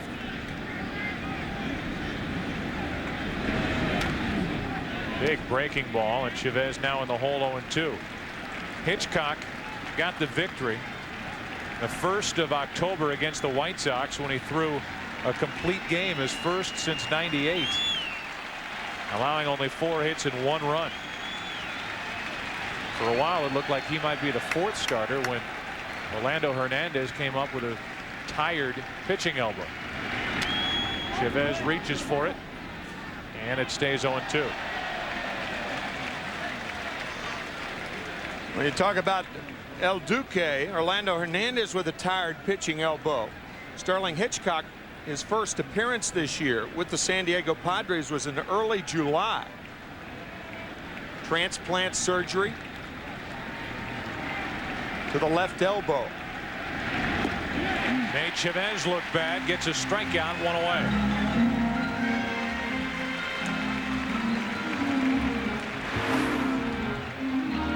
Breaking ball out of the strike zone, waved at by Chavez.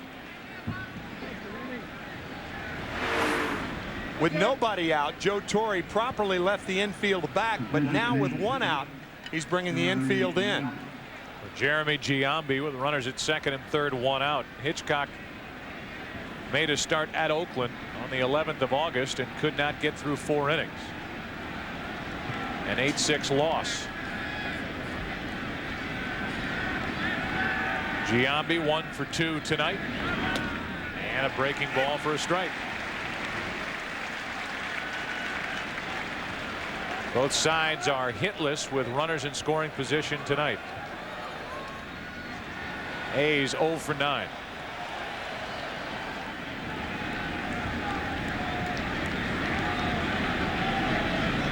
Hitchcock trying to keep it a 2-run game.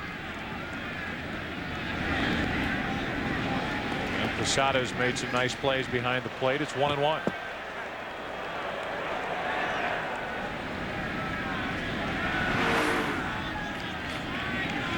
Posada smothering that 58-foot splitter.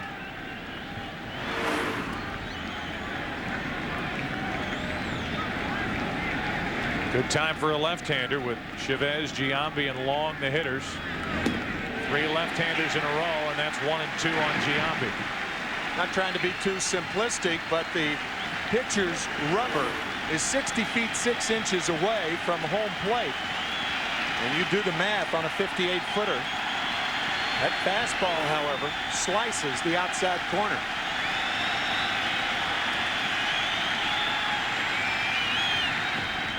Giambi laid off the pitch.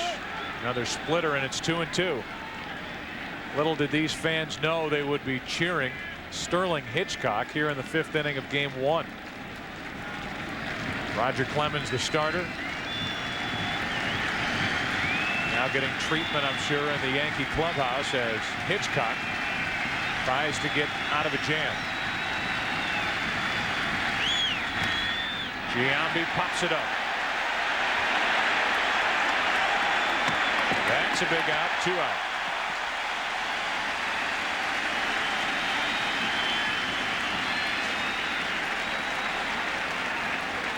So 2nd and 3rd, 2 out, and Terrence Long, who went long his last time up, just got it over the wall and right.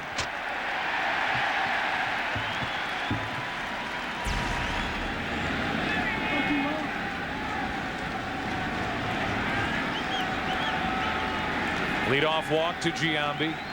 Hitchcock took over, gave up a double to Jermaine Dye. Chavez struck out. Giambi fouled out. Long, strike 1.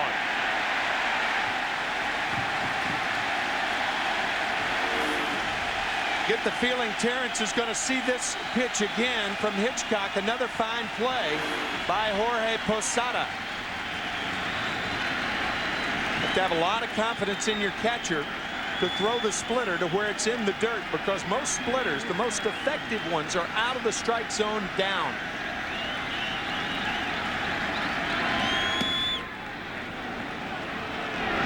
One ball, 1 strike. Mid-80s fastball at best right now on a cool night.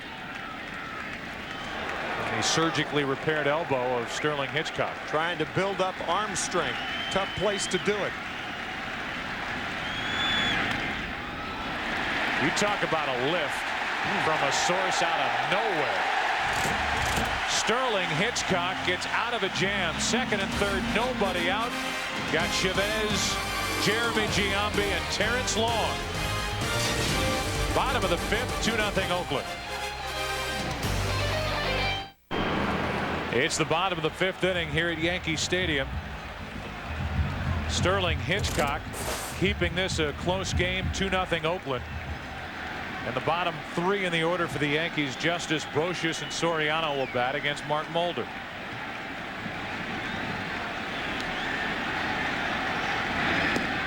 Justice way out in front, strike one.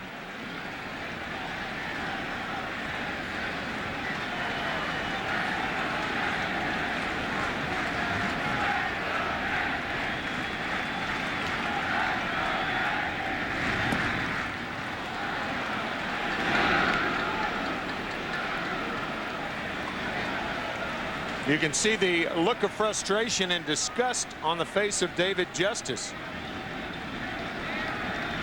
Trying to pull out of this long slide and making no progress so far. Held up 1-2.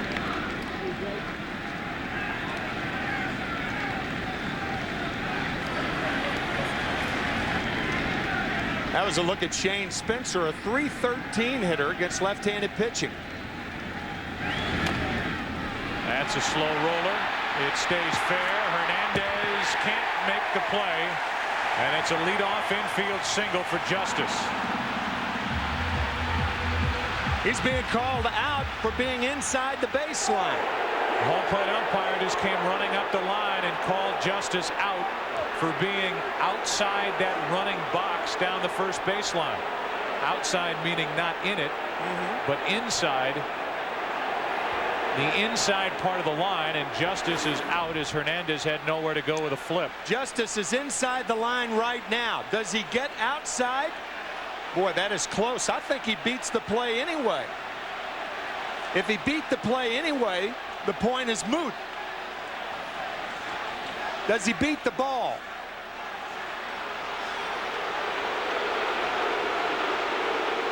It's a moot point because it hits him when he crosses the bag. In order for that play to be in effect, it has to hit him before the ball gets to Giambi, because obviously that would interfere with the throw from Hernandez to Giambi. But he beats the play. Now when the ball hits him, all bets are off. That's a poor call by home plate umpire Dana DeMuth. DeMuth working his 4th division series. Joe Torre, I'm sure that's part of his argument. First base coach for the Yankees is Lee Mazzilli. He is wearing a microphone, and we will try to lift out of that discussion what we can and play it for you after the out put out for the catcher, and we will listen in to Lee Mazzilli.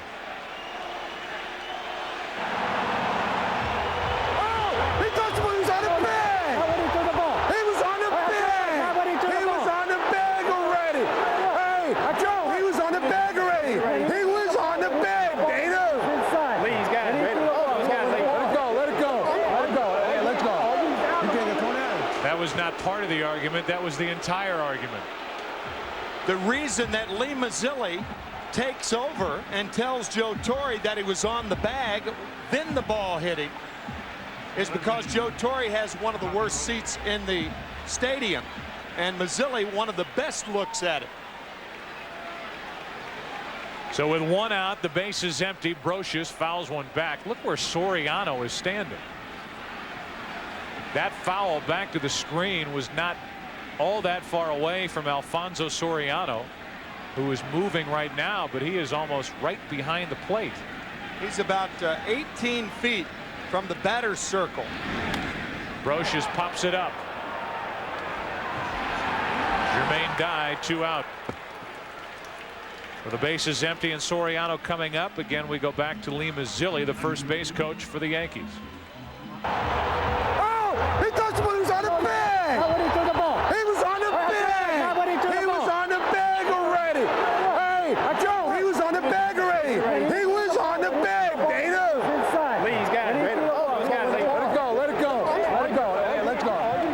Mazzilli was right. I'll let the viewers try to guess where Lee Mazzilli was raised. He is a hometown former star, really. Yes, sir. With the New Matinee York idol. Mets. Yep. And he's the first base coach now for Joe Torre. Mazzilli had a short time, 37 games with the Yankees back in '82, but he was a big draw over at Shea. Good guy. And he made a good argument. 2 out, nobody on. 2 balls and a strike on Soriano. Meanwhile, Mark Mulder is in control of the Yankees. They have not hit a lot of balls hard tonight. Jeter had a single up the middle. Soriano a single to right. That has been it. Now the count 3-1 on Alfonso, the rookie who hit 18 home runs during the regular season. I think Mulder's broken a sweat. Full count.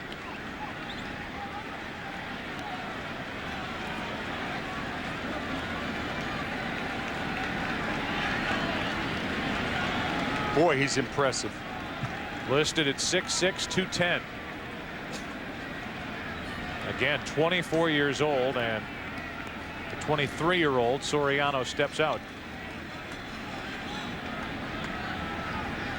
2 out, bases empty, 3-2 pitch, and we'll do it again. Mark Mulder was drafted in the 1998 draft behind Pat Burrell of the Philadelphia Phillies. Talking to our pal Chris Wheeler, an announcer for the Phillies yesterday, and Chris reminding me that the reason the Phillies picked Burrell over Mulder was because they lost J.D. Drew earlier. They lost Drew the year before. Ended up playing in the Independent League and then re-entering the draft. The Cardinals got him that next year at about the 6th pick. That's how far down the list he fell because of the contract demands that were put on the Phillies by his agent Scott Boras, and that's up the middle for a 2-out hit. Well, we talk about Lee Mazzilli as a player, and we do flash back. 14 years in the big leagues, 2 different stints with the New York Mets. That's the way Shea Stadium used to look. A lot of hearts. A lot of hearts on banners for Lee Mazzilli over at Shea. Matinee idol, as we said.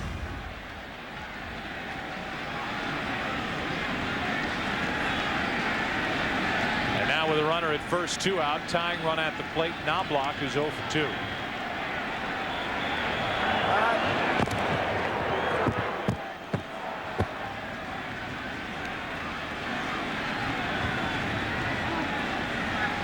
Usually you can tell what kind of night Knobloch is going to have by where he fouls the ball off. Too many times this year he has fouled too many balls off to the right side. Runner going, pitch a strike, throw down, and Soriano is safe. Perfect time to steal with 2 out. Not a big home run threat at the plate, and Soriano's in scoring position. Soriano called out the first time he tried to steal third, but no chance for Ramon Hernandez here.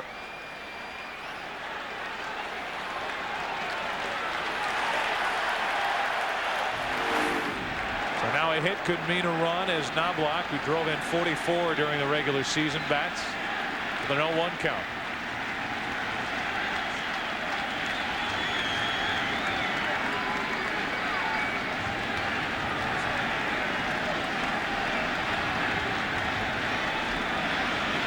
Knobloch 9 home runs during the regular season, in case you're wondering. 2 out, 2-0 A's.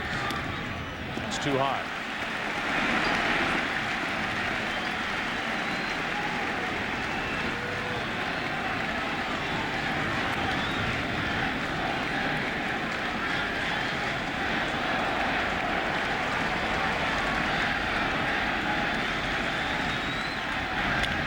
Left side, base hit. Here comes Soriano. He'll score without a play, and it's a 2-1 Oakland lead.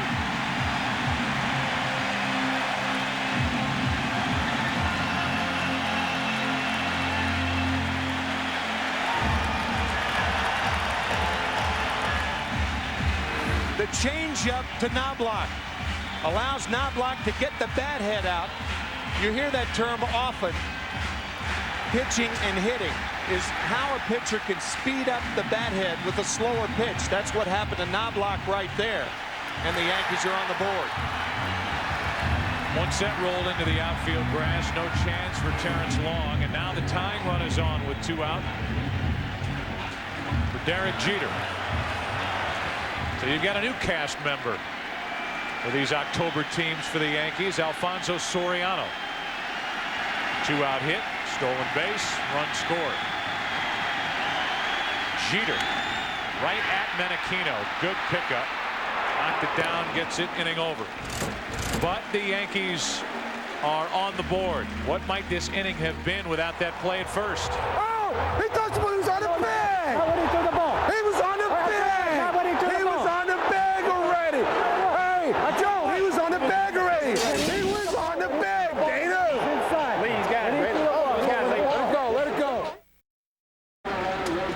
They've been playing baseball in this place since 1923. As Hernandez leads off and clunks one foul down the third baseline. And the crowd on the umpire over there almost since the beginning. So that's strike 1 on Hernandez. The word on Roger Clemens, left for precautionary reasons with tightness in his right hamstring.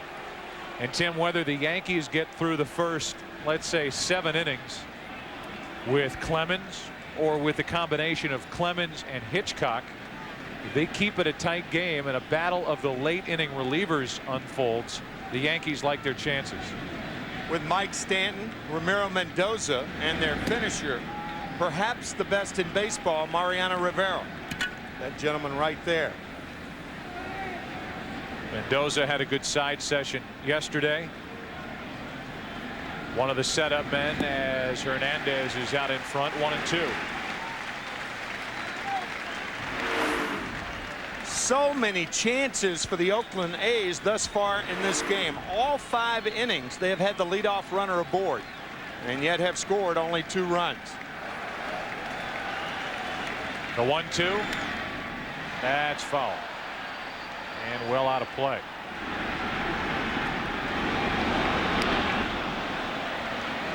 Hitchcock, after that complete game win over the White Sox, speculation was if Hernandez wasn't ready, Hitchcock could be the number 4 starter for the Yankees. He said, I'll go get water for the guys. I'll do whatever I need to do to help this team get through the playoffs. That's foul on a check swing. I think he hit that ball with the knob of his bat. Had he not been choking up, that ball hits him in the left hand, but he's choking up. It hits the knob of the bat and squirts down the first baseline. If Ramon is holding the bat down at the end, then he's on first base right now. This has been an odd game thus far. That's foul. Obviously excluding the leadoff hitters, 14 of 20 Oakland batters have come up with a runner in scoring position, at least one. Man. They are 0 for 11 with those opportunities, yet lead it 2-1.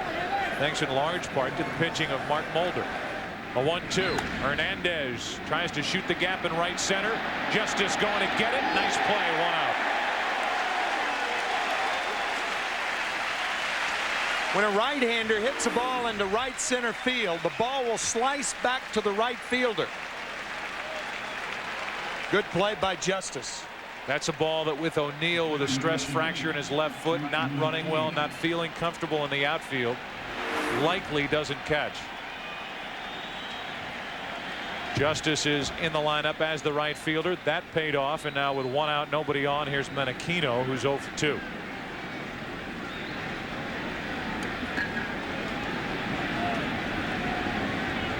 Menachino, who, as we talked with Mayor Giuliani earlier, lost a friend.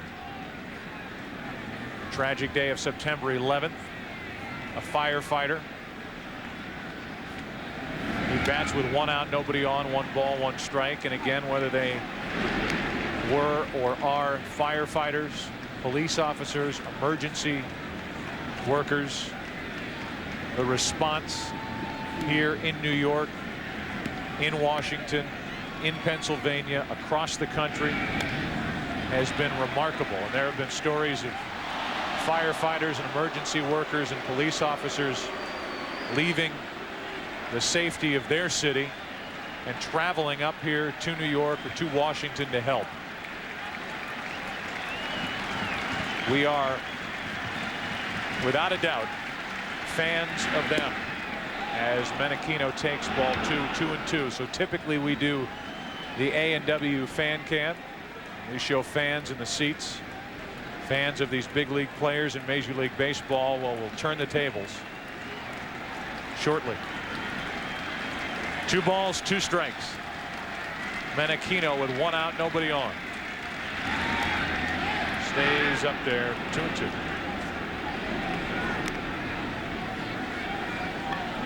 On deck is Damon, who's 2 for 2 with a walk.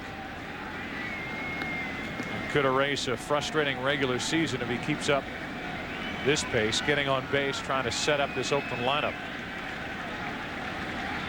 The 2-2. A pop up to the right side. Martinez looked like he was calling for help from Sterling Hitchcock, but Martinez got there.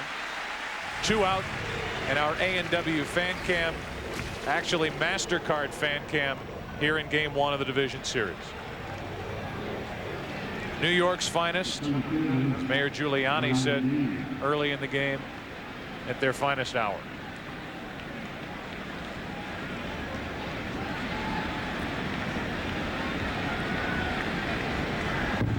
Our MasterCard fan cam here in the 6th inning. And now with 2 out, nobody on, here's Damon, who has not been held off base yet.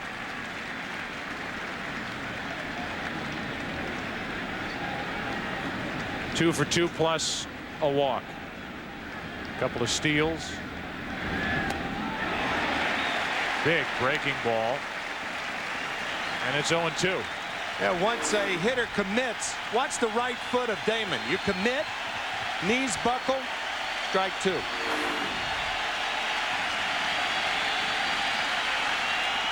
Wouldn't chase that 1-2. Johnny Damon, the type of hitter who cuts down his swing with 2 strikes, protects away, and is more inclined to hit the ball to left field with 2 strikes as he did his first time up tonight. The other was 58 feet. That was 49. And it's 2-2. Any balls that are thrown less than 60 feet 6 inches to a catcher are not fun. Not any fun. 2-2. Damon does go the other way. Brocious knocks it down and can't recover. Base hit Damon. He's on base for the 4th time tonight. The guy like Johnny Damon, you change your infield defense and your outfield defense with 2 strikes. Because he will give up trying to pull the ball and go the other way. Nice effort by Brocious. But Tino Martinez, I don't think Tino thought that Brocious was going to come up with the ball. The throw, had Tino stayed on the bag, perhaps the Yankees get the call, but he was off the bag, and a good call by Jeff Nelson. So now Tejada. The A's as a team had only 68 stolen bases during the regular season. 2nd lowest total in the American League to the Red Sox, who at times were forced to run with only 46 steals. But the A's really haven't played that type game so far tonight. Damon has been running early. He's 2 for 2 with stolen bases in both the 1st and 4th. The A's have been moving runners over. The problem is they've not been able to drive them in. That was almost a balk by Sterling Hitchcock. You have to commit when you go to first base. Hitchcock, one of the few left-handers in the game that does not have a good move to first base. Too readable. You have to step over there, and Sterling came very close to balking. 1 ball, no strikes. Tejada unloaded, 1-1.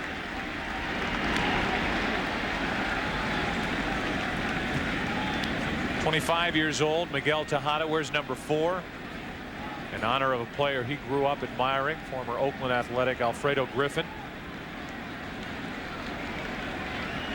He has a lot more pop in his bat than Alfredo Griffin, with 31 home runs during the regular season.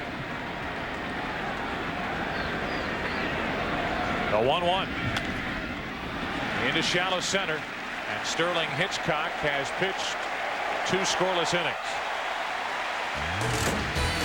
We go to the bottom of the 6th, game 1, Yankee Stadium, 2-1 Oakland.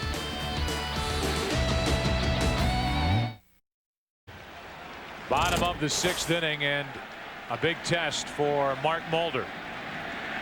As if the first 5 innings haven't been, but the 3, 4, and 5 hitters for the Yankees, with the A's up 2-1. Strike 1 on Bernie Williams, who's 0 for 2. Joe, you picked up on it the first time that Bernie Williams was up tonight, saying that Chavez is even with the bag at third. Bernie Williams has not attempted a bunt this year, and I am very surprised that Chavez is not about 3 steps back into that area.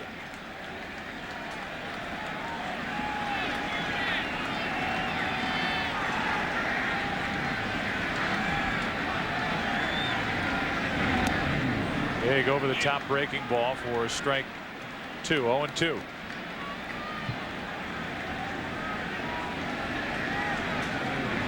Sterling Hitchcock looks like he's finished, as Williams took it just outside, although right now nobody's getting loose for the Yankees in their bullpen. 83 pitches now from Mulder. Hitchcock has kept the Yankees in this game, and Hernandez can't hang on as Williams barely got a piece.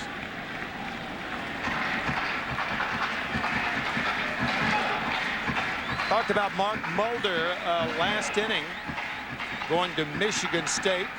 Other Michigan State alum that were terrific major league players: Robin Roberts, Steve Garvey, Kirk Gibson. 2 balls, 2 strikes. A young man that Billy Beane said, from a talent standpoint, my 11-year-old daughter could tell that he had talent. He was a no-brainer, said the Athletics GM. Mentioned Kirk Gibson, and he has a special place in Oakland history. Oh yeah. Williams fouls it away, talking about the home run off Dennis Eckersley. Some people didn't believe what they just saw. I heard that. Jack Buck was one of them 13 years ago against Dennis Eckersley. Game 1 of the World Series. The slider that didn't slide from Eckersley to Gibson. Williams lays off, and it's a full count.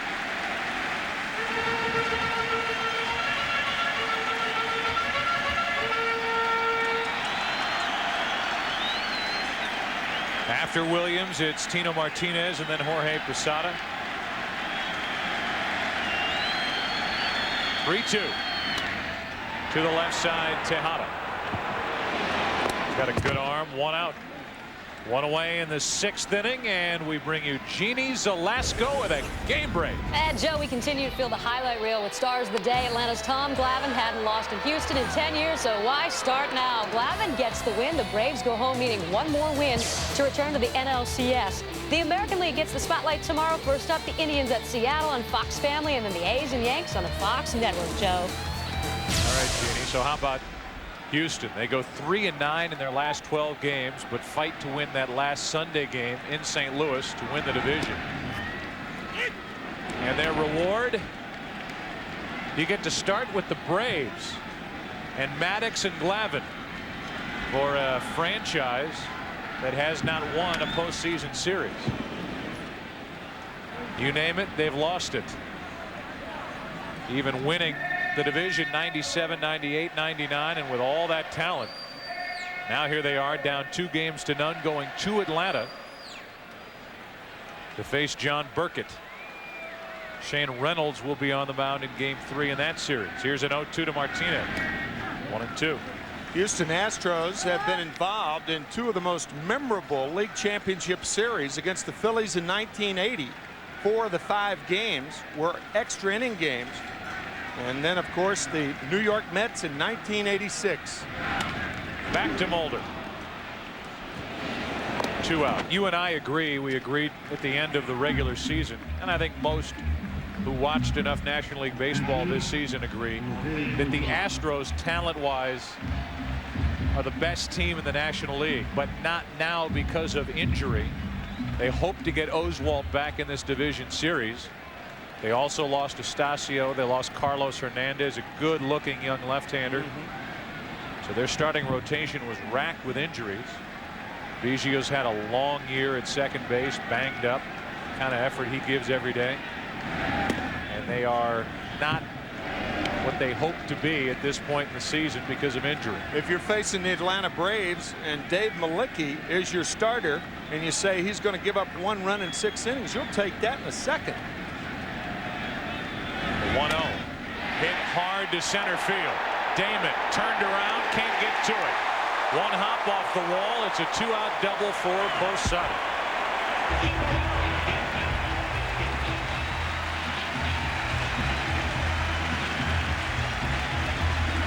Both center fielders in tonight's game play shallow in center. Johnny Damon goes back very well. This ball, however, did not have enough hang time. There are times when you play a step or 2 deeper. One of them is a 1-run ball game or a tie game in the middle to late innings. Johnny was not deep enough on that one. However, in fairness to Johnny Damon, had he been back a couple of steps, I don't think he gets to it. Now Paul O'Neill.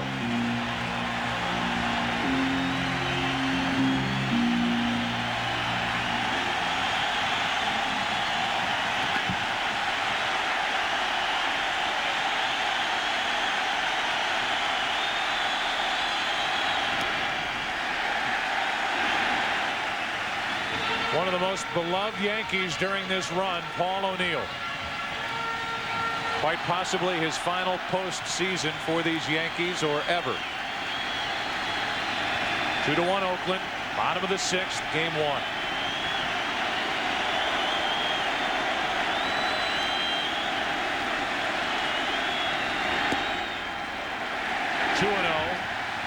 With Justice on deck.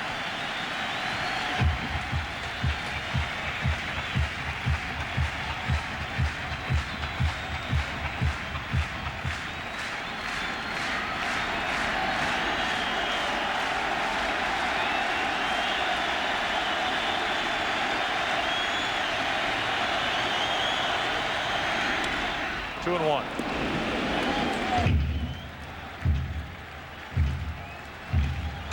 Jim Messier getting loose for the A's in their bullpen.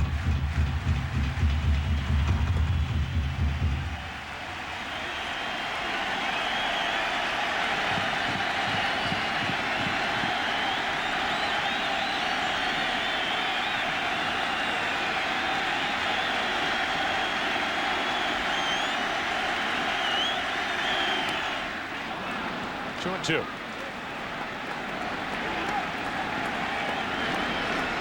Mulder varying that fastball.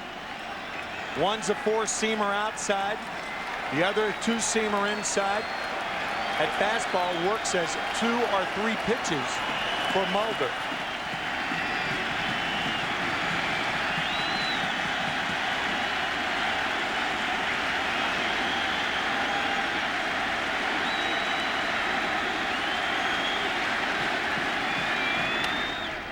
Left side, Chavez.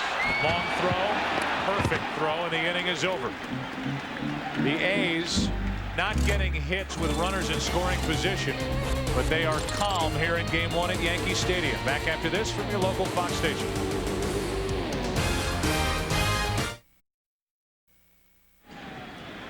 Typically, when a pitcher grabs his jacket, goes down the dugout, gets congratulations from teammates, and heads up the tunnel, he's finished.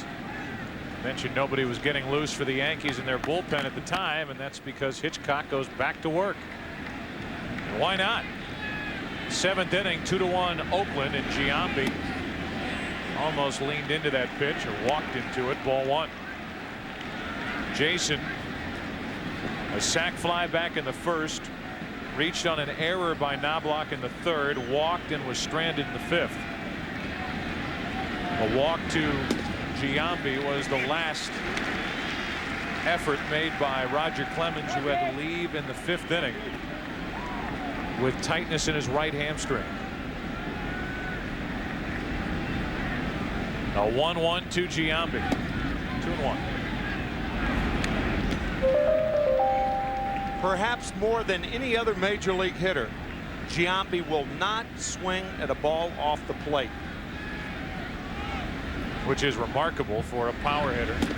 That's right, because he has to, that's a very good point, because he has to start earlier. If you look at a guy like Barry Bonds doesn't start earlier. 73 home runs, remarkable. He broke the walk record. Giambi walking 129 times this year.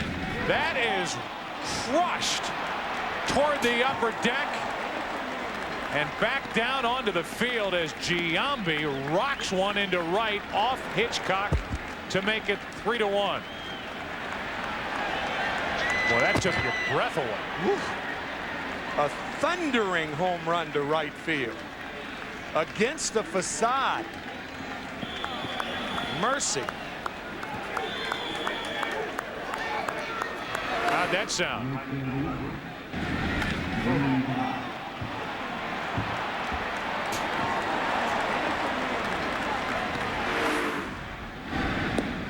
Now Dye takes ball one.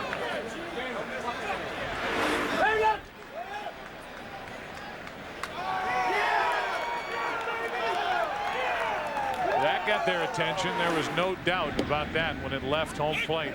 Now it's 1-1 on Jermaine Dye. The last time the Yankees faced the Oakland Athletics during the regular season, Jason Giambi with a walk-off home run, a 3-2 curveball from Mike Stanton on August 12th.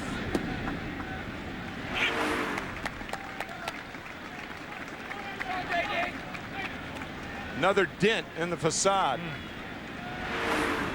The A's won all 6 games between these two out in Oakland.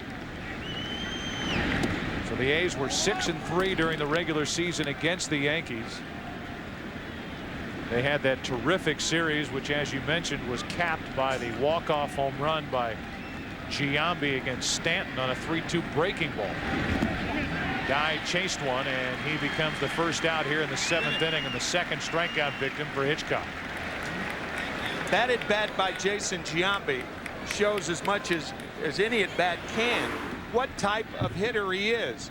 Looks for a fastball, gets a fastball, and just absolutely crushes it. You can talk about most valuable players. This lineup is set up around Jason Giambi more than any other lineup in baseball. He sets up the guys in front of him, sets up the back end of this order. It's so true. He is the emotional leader of this Oakland Athletics team. Talked to him before the game, you and I did, and he'll tell you that he learned it all from Mark McGwire. And Mark, if you're listening, Jason wants to get a hold of you and talk to you about some of the quotes. 1 on, 1 out as Chavez gets on with a base hit, and the bullpen will get active for the Yankees. This is what we're talking about with Jason Giambi. First pitch almost hit him, easy to lay off of. Then he takes a strike. Now watch these next 2 pitches. Just off the plate, fastball, fat fastball, 3-1 A's. Talking to Jason before the game, he said, what's going on with Mark McGwire? He said, I need to tell him what he used to tell me when I first came to the big leagues, and that is, look, don't act like you're not going to get any more hits, and don't get down on yourself. It'll turn around. And he wants to remind McGwire of the words that McGwire used to give him at this point in the season, a very frustrating season for Big Mac. Here's Jason Giambi talking about the influence of McGwire early in his career. Oh, we still talk probably 2 or 3 times a week to this day. Just calling each other and talking. The biggest thing that I think he really helped me in is my learning curve, as far as how you learn at the level at this game, because you're going to have your ups and downs where I really got that chance to learn from his up and downs. Like the year, like I tell people, this guy was rookie of the year at 49 home runs, hit 201 one year, and now he's hit 70. Now it's a student who wants to advise the teacher. 1 on, 1 out. And a ball to Jeremy Giambi.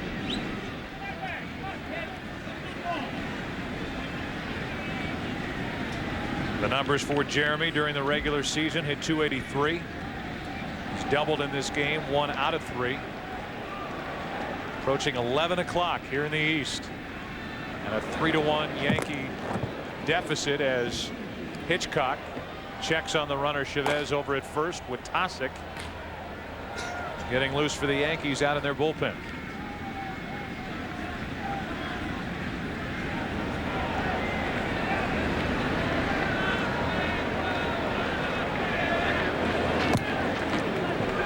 So the A's playing here tonight with Mulder on the mound. They've got Tim Hudson, 26-year-old, 18-game winner, going in Game 2 tomorrow night against Andy Pettitte. And then this series will go back to Oakland with the 23-year-old Barry Zito, who was 17-8 and won his last 9 decisions.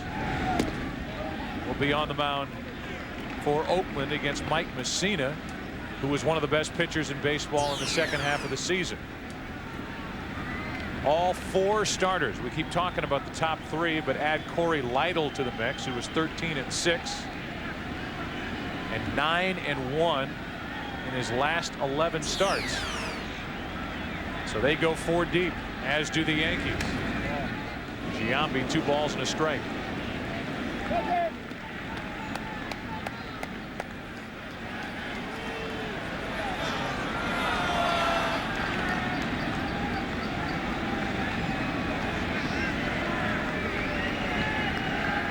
Chavez at first with 1 out. Giambi now with Terrence Long on deck.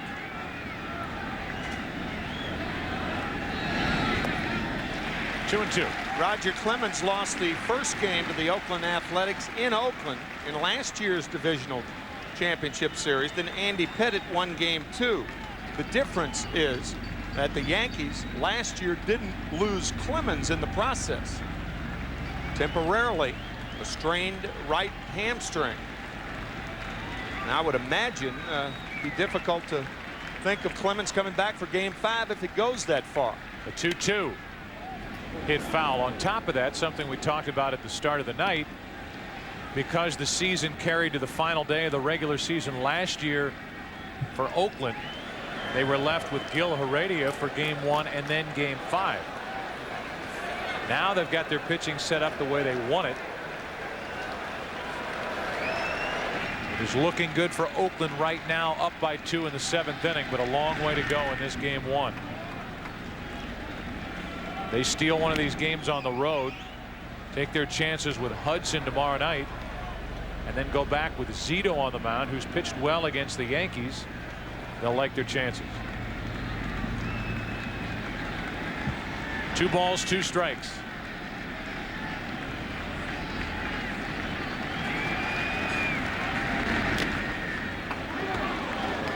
You bring me back to last year, the last Sunday of the season, when Tim Hudson was the winning pitcher for the A's. I'd put him in postseason play, and I've got last year's scorecard. We did the first game out there, Joe. I've got a note here. Larry Davis, the trainer, put a leave in every locker for the next day because of the champagne celebration on Sunday. A leave. A leave. Headache, body ache medicine. Right. Another 2-2 pitch to Jeremy Giambi. Now a full count. Chavez stays put at first. Normally, I don't think Chavez would be running in this situation. Long as on deck. But because of the type of at bat Jeremy Giambi has given Hitchcock, I think Chavez would probably be running. Normally lefty to lefty, he might not running, but he's put enough contact to send Chavez here.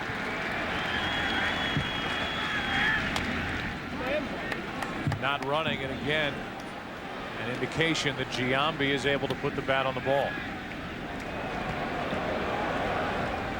It says 11 o'clock on that scoreboard. So we'll tell you what happened in this game. Oakland back in the first inning. Got a hit by Damon, stole a base, moved over on a ground ball by Tejada, and was driven in on a sac fly by Giambi. It was 2-0 after a home run by Long in the fourth inning. Then the Yankees got a run in the fifth on a 2-out RBI hit by Knobloch, which scored Soriano, who had singled and stolen a base. But the A's have that run right back with a leadoff home run hit by Jason Giambi. 2 RBIs tonight, making it 3-1. Jeremy Giambi, another foul. Hitchcock has not been able to get the ball past the A's DH. I think this is too cautious on Art Howe's part. Hitchcock is not a strikeout pitcher. He's not a hard thrower. Perhaps the only way that he'll get Giambi on a strikeout is on a ball out of the strike zone, and Giambi has a good eye. So with all of those things adding up, in my view, Chavez should be running, but he hasn't been. Still isn't. On a line drive caught at the start of a double play. That ends the top of the seventh. We welcome you back to Yankee Stadium. Here is tonight's game summary brought to you by Nissan. Bottom of the seventh inning, a 3-1 Oakland lead. Roger Clemens had to leave in the fifth, the tight right hamstring. We've seen 2 Oakland home runs, Terrence Long and Jason Giambi. Damon has had a big night. Mulder has been outstanding on the mound with runners in scoring position. Each side has struggled. Oakland 0 for 11. But with that swing and that home run off the facing of the lower part of the upper deck here at Yankee Stadium, it's 3-1.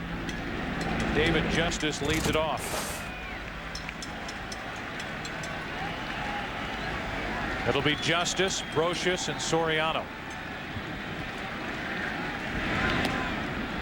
That's a strike. This thing was moving through the strike zone as it pushed Hernandez's glove out to our left as we look at it from behind. Here's what Joe's talking about, that late action. That's why the crowd reacted the way they did.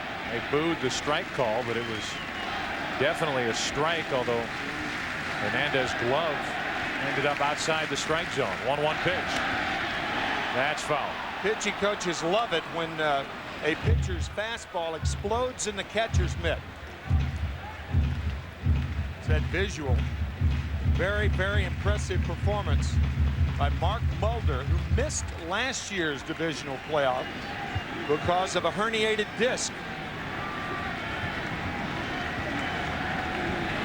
Had a quick shot of Rick Peterson, his pitching coach, on 1 and 2. 2 balls, 2 strikes.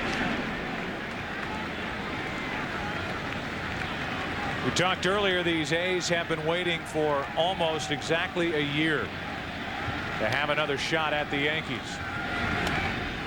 Justice stays up there. Took him to 5 games last year. Fell behind early in game 5 and battled back. Had a chance to win it, something Jason Giambi, the leader of this Oakland team, is very proud of. They came up short. The Yankees went on to beat the Mets in the World Series after getting past Seattle in the ALCS. Justice strikes out. And here's tonight's starter, Mark Mulder, talking about this series. Another try against the world champion. That's probably the way our clubhouse is. I mean, you'd have 25 guys say, let's play the Yankees and, you know, and go after them first, because they got us last year in a tough series. You know, and just the demeanor of our team, I mean, I think, you know, obviously we don't know what's going to happen, but we're going to go after them, and, you know, hopefully we'll be successful. And they're 3-time, you know, they've won the last 3, you know, so I mean, they're the team to beat still. I mean, even with the year Seattle had, the Yankees are the team to beat. They're still the defending champs. You know, these guys are loose and they have fun and they're a young group, but you can hear Mulder talking about it, how he put his thoughts together on this Yankee team, and it is echoed with any guy you talk to on this Oakland team. They're loose, they have fun, but they can play, and they are serious when they're on the field. 1 ball, 1 strike on the number 8 hitter, Brocious.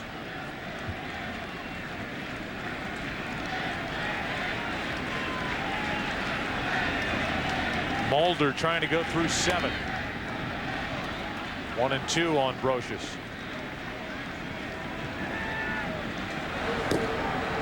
Sear still getting loose.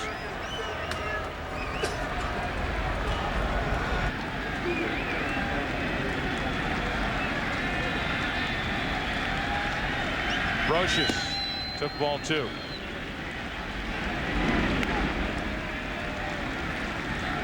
Remember, earlier we said that only a handful of times this year has Art Howe allowed a starting pitcher to throw over 120 pitches. With that in mind, look for Messier at least by the next inning. Off the end of the bat, shallow right center. Damon does play shallow and got to that easily. 2 up. 2 down, and the number 9 hitter Soriano will step to the plate. Tomorrow, our exclusive postseason coverage continues. Chuck Finley and the Indians try to take a 2-0 lead over Seattle. The action begins at 4 Eastern on Fox Family. Then tomorrow night, we'll be back here at Yankee Stadium. Andy Pettitte, Tim Hudson.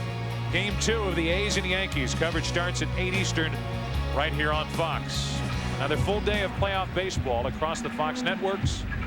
Your exclusive home for the 2001 postseason and World Series. Home will be in the dugout now for Mark Mulder. He got Brocious. Pitch count getting up there. And it's time for the A's bullpen. Jim Messier coming in. 2 out, nobody on. 2 out, nobody on. Soriano after the first pitch from Messier. Strike 1. Can't do much better than Mark Mulder. 110 pitches on the night. 1 run, 7 hits, 6 2/3 innings. Soriano 2 for 2 against Mulder tonight. So the pitching change here in the 7th, and Soriano wouldn't go after it. 1 ball, 1 strike. Messier had knee surgery in August, but he's back in a big part of this A's bullpen. Knee surgery on August the 11th. He came back and pitched 25 days later. To third, caught by Chavez, and this game is through 7 innings. We go to the 8th. Bottom 3 in the order coming up for the A's, who lead it 3-1.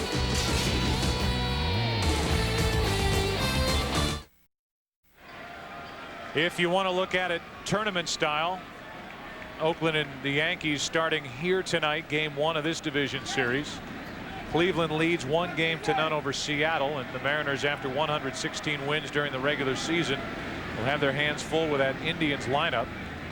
Bartolo Colon so good in game 1. Atlanta with Maddox and Glavine always dangerous. They were dangerous taking 2 in Houston, as that series will go back to Atlanta. The other series, the Cardinals and Diamondbacks, one of the better opening games in at least division series history last night, with Matt Morris being outpitched by Curt Schilling, who was tremendous, going all 9, allowing no runs in a 1-0 victory. But then Randy Johnson lost today. Here's a shot into deep right center field. That's gone. Terrence Long, his 2nd of the night, and it's 4-1 Oakland here in the 8th.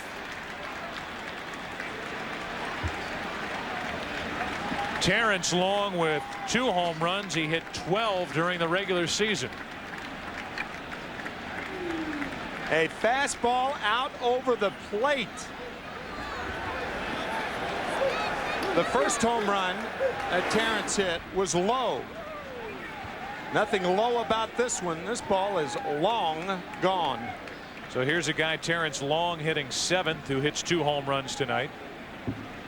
That starts the top of the 8th inning. And it ends the night for Sterling Hitchcock. Immediately got into trouble in the 5th inning, got out of that. But gave up leadoff home runs in the 7th and 8th. And the A's lead by 3.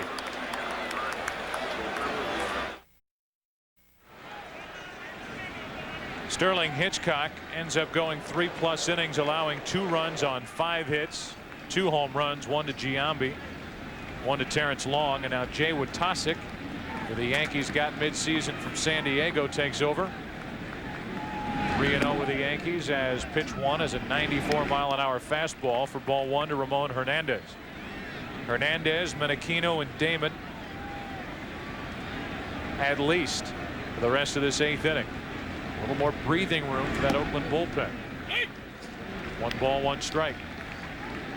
Talked a little bit earlier about the A's and the decisions that they had to make after that start they had. Falling deep into a hole in the American League's Western Division. As Hernandez get out of the way of that pitch. Sweeping a 3-game series at Arizona just before the All-Star break, I think solidified for the A's that they had a legitimate chance to get back to the postseason. And so instead of subtracting from their team, they added to it. Art Howe has done a terrific job at guiding this team to a 102-win season. Here comes a 3-1 pitch to Hernandez. Full count. What a rip. Joe, I remember we were talking during the All-Star game, and we were talking about where Jason Giambi might end up by the trading deadline on July 31st. That was the All-Star game from Seattle. And we also noted that the Diamondbacks were beaten 3 in a row by the Athletics. Oakland's pitching gave up 1 run in 3 games. I remember your comment at the game. You said, who are they facing? Bob Brentley made a comment saying, who are we facing? Sandy Koufax? Here's a 3-2. Hernandez floats one down the right field line. It's foul. May not be Sandy Koufax, but you look at this A's rotation, and they love it 1 through 4, and they have them lined up the way Art Howe wants them. He picked Mulder for tonight. That was the right decision. He has Hudson going in game 2 instead of Zito. And there's Zito. He'll work game 3 back in Oakland. Barry Zito, the winner of the only athletic game here at Yankee Stadium last year. The 3-2. That's a walk. Hernandez is on with nobody out in the 8th, and we hear from the manager, Art Howe, about that turning point in the A's season. There was a lot of talk whether we were going to add or subtract from our club. When we won that series, we got over 500. We were still a little ways back in that wild card hunt, but it sent a message that we had a chance. And then when we came right back out after the break and started winning right the way we left, it changed the minds of everybody, and we added Jermaine Dye to the club late in the month, and that was the icing on the cake. 59 RBIs worth in 61 games. That is icing to say the least, and protection for Jason Giambi in the lineup, unlike he has had over the past 2 years.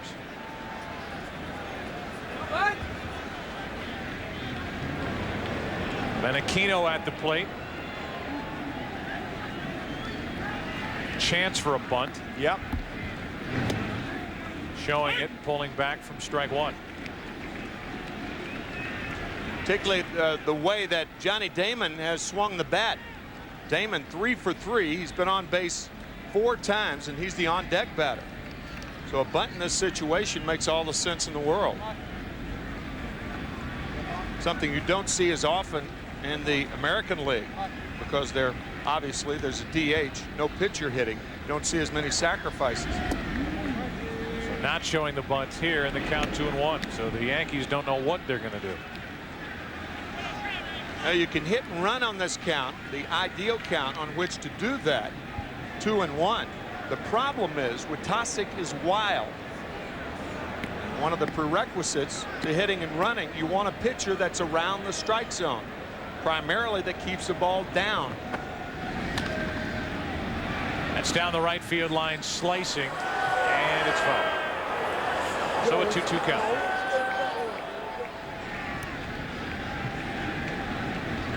Brocious will back up a couple of steps. And Menachino digs back in. Brocious back at a normal depth now. Shortened up a little, hoping for the ground ball for a double play. Hernandez at first with nobody out. 2 balls, 2 strikes. Slow roller to short. Jeter flips for the only out. 1 on, 1 out. back to Los Angeles. Jeannie Zalasko with a game break. Well, Joe, at Arizona, all the pregame hype surrounded Randy Johnson, but it was the Woody Williams show. Look what he does to the 99-mile-per-hour pitch from Johnson. He was even better on the mound. 1 run on 4 hits, helping the Cards tie up the series 1 game apiece. The American League takes center stage tomorrow, starting with the Indians and Mariners. Game 2 on the Fox Family Channel. And, of course, the nightcap, A's and Yankees on the Fox Network. All right, Jeannie, here is Johnny. Here's Johnny. He has been on base 4 times tonight. Kurt Schilling, a 3-hit shutout last night. Randy Johnson is now 2-7 in the playoffs, and he's lost 7 straight. That's not good for a guy that has that much ability. 1 ball, no strikes on Damon. Randy Johnson with 372 strikeouts this year. Trying to back it up with that terrific performance by Schilling last night. 1-0 shutout over the Cardinals. The 2-run home run by Albert Pujols put the Cardinals on the board. What a year that young man had. And Joe, you had the pleasure of seeing him play most of those games. 37 home runs, 1 short of the National League record. A part of a victory in the first week of the season when the Cardinals beat Randy Johnson out in Arizona. Cardinals beat Randy Johnson 3 times this season. Yeah. 1 ball, 1 strike. Damon with a runner at first, and that's Menachino who draws a throw. Frank doesn't run a ton. He stole only 2 bases this season. This might be the easiest Rookie of the Year voting in recent memory. Pujols in the National League, Ichiro in the American League. It's a laydown, as they say in bridge. Here's a 1-1. Good pitch. Strike 2. First career playoff games for these two. Johnny Damon been on base 4 times tonight. Alfonso Soriano, 2 hits, 1 stolen base, and the only run scored tonight for the Yankees.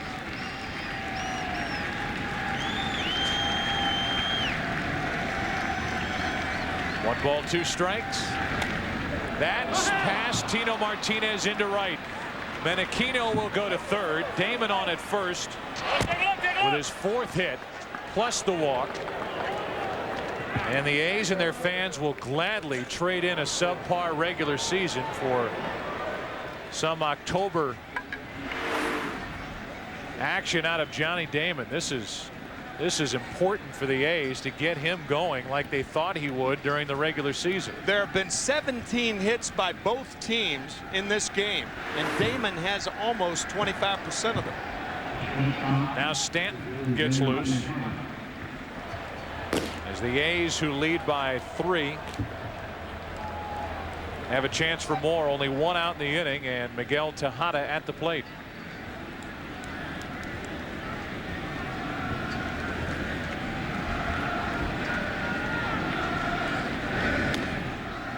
And a high fastball for strike 1.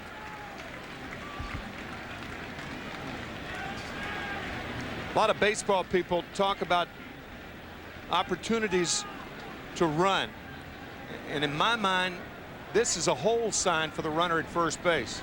I don't think it's a good running situation, even though Damon may make it. It's not worth the risk.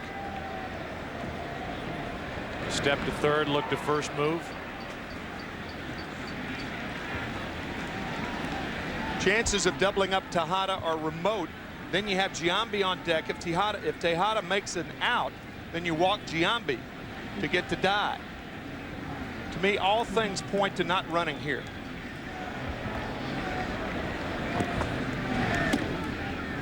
One ball, 1 strike on Tejada. And the other obvious risk, if you lose Damon on the bases, 2 outs, makes the RBI opportunity much tougher for Tejada. Right. Already leading by 3. 4-1 here in the top of the 8th.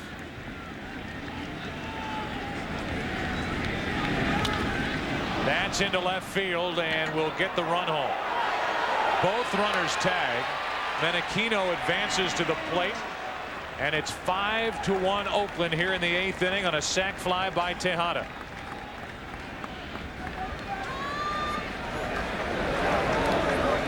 That's why you don't take the chance by sending the runner, having him thrown out. Then the inning's over.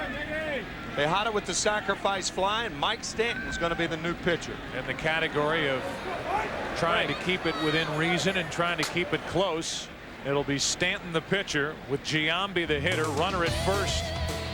2 out. Some of the fans head for the exits. The A's lead it 5-1 in the 8th.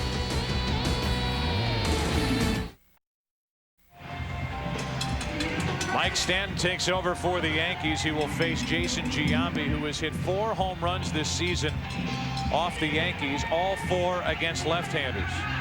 And it included a game-winning home run against Mike Stanton. And it looked a little something like this.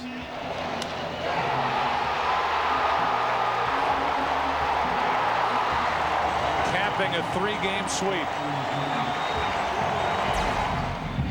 Funny thing about, it wasn't funny as far as the Yankees were concerned, but an odd thing about that. Stanton had thrown Giambi 7 straight fastballs in that at bat. He had fouled off a couple with a count 3-2. And something told Giambi, it's a direct quote, that that was going to be a curveball.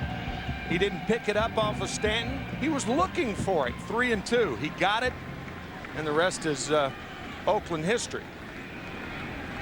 .342 hitter during the regular season. That was good for second in the American League, behind Ichiro, who hit .350. Runner at first, 2 out. And that same matchup of Stanton and Giambi with Damon the runner at first. And again, not a time to run. No, sir. Stanton throws over anyway. Big hole on the right side of the infield, 2 out in the inning. And this guy tends, Tim, to hit him far when he connects. Like the last time up, huh? Couldn't even call it a home run right off the bat. So loud and gone so quickly. A pop up, shallow left center. Knobloch ends the inning. Terrence Long has had a big night. He homered in the 4th. He homered in the 8th. It has been a 3-home run night for Oakland. As we go to the bottom of the 8th at Yankee Stadium, 5-1 A's. Empire State Building, red, white, and blue, and one of the bigger Yankee fans in this area. Grew up rooting for the Yankees and down 5-1 in the bottom of the 8th. He hasn't left. Top of the order for the Yankees. Knobloch takes a strike from Messier. Talked about that screwball from Jim Messier. The Athletics have 2 pitchers that throw the scroogey, Mike Magnanti, and that was it right there. Screwball, cue shot. Over to Giambi, 1 away. This often happens. It is tough to hit the screwball solidly. You commit. Often you hit it off the handle or off the end of the bat. Our pal Jim Cott, who does the games on MSG, had one of the great explanations of how a right-handed pitcher throws a screwball. He said, put your hand on a doorknob and turn it to the left. I do that anyway. Who put your doors in? 1 out, nobody on. Jeter takes a ball as the home plate umpire Dana DeMuth flinched. I thought it was a great explanation because obviously you get to a doorknob, you turn it to the right. Well, if you turned it to the left, that would be the end result of how you release a screwball as a right-handed pitcher. Even that pitch, a fastball tailed back in on the hitter Jeter. The count 1-1. Yankee fans trying to make some noise and cheer their team on to at least a rally here in the 8th inning. The only thing that's resembled a rally for the Yankees tonight came in the 5th inning. A 2-out hit by Soriano, stole second and scored on a hit by Knobloch. Not much for the Yankees tonight. That's foul. And it stays 1-2 on Jeter.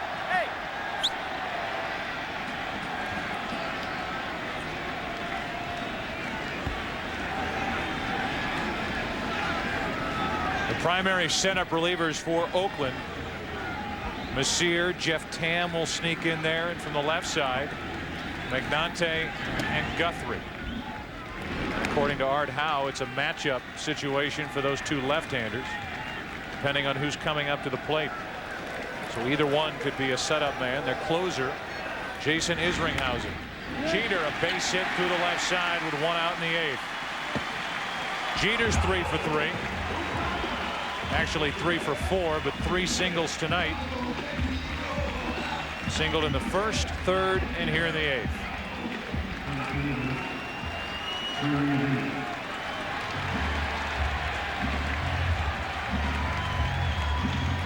Now it's Bernie Williams, and it is at least interesting that the A's don't have one of their 2 left-handers getting loose. With Williams up now, then Martinez, Posada, O'Neill, Justice. It's a 4-run game, but their bullpen is quiet. That's one of the reasons, because of the screwball. That's exactly right. That was a wicked screwball to Bernie Williams. Turned the doorknob to the left. That's what he did. Goes down and away from a left-hander, and he is perhaps more effective against left-handed batters than right-handers. That's why he's still in there. No balls, 1 strike. Now it's 0-2. Williams hitless on the night, bounced into a double play, struck out, grounded out again.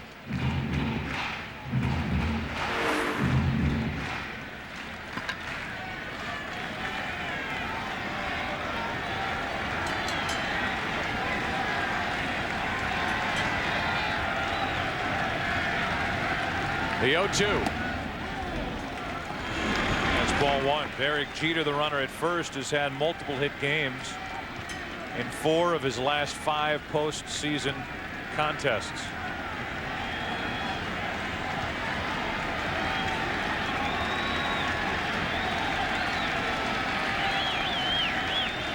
A 1-2 to Williams.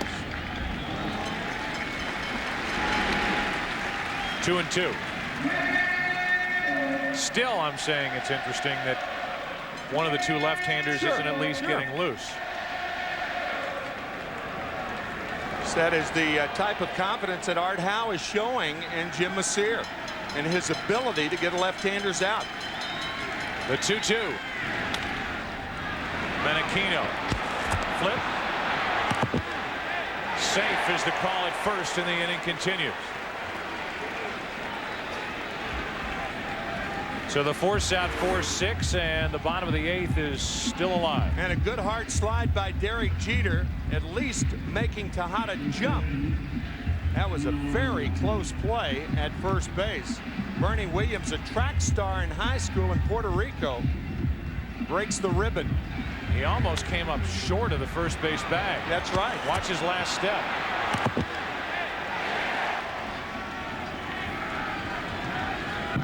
There it is. You can see Jeter reaching up with that left hand. Just knocking Tejada off balance a bit. Now it's Tino Martinez who takes a ball. 3-4 hitters for the Yankees tonight, 0 for 7. Including 0 for 2 with runners in scoring position. Tino Martinez has struck out and grounded out twice.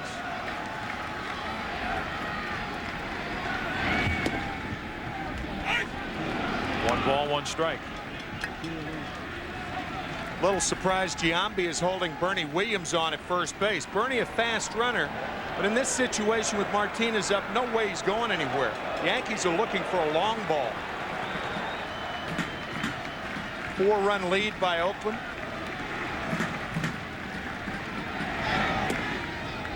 At some point, if he wants to run, let him run. Put yourself in the bigger part of the ballpark. Right.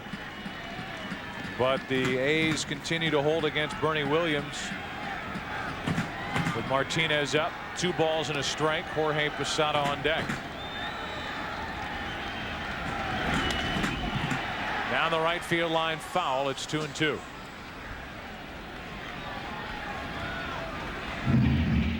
Here it is with Oakland up by 4 runs. Count 2 balls and 1 strike. And what does Basir throw? The screwball, turning the doorknob to the left.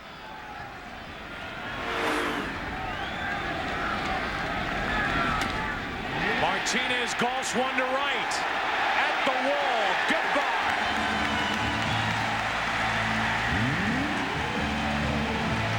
It's a 5-3 Oakland lead.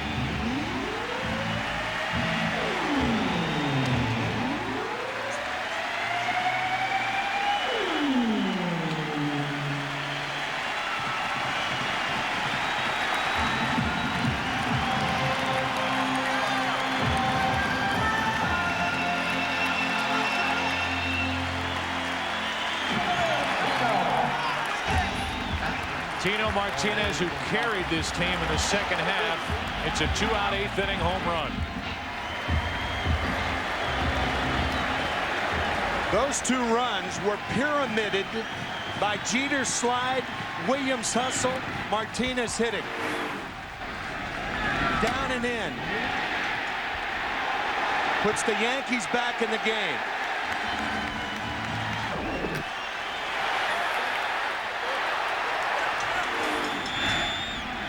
Now 1 ball, 1 strike on Posada.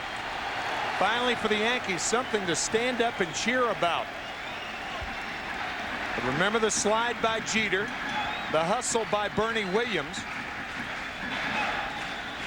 Set it up.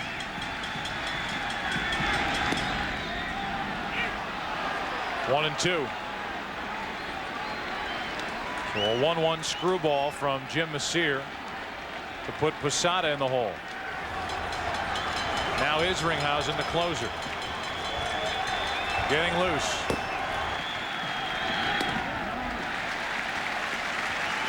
Two balls, 2 strikes. 1 out, Jeter on at first. Almost a double play. Bernie Williams beating the throw, allowing Martinez to hit the 2-run home run. On 2-2, Posada fights it off.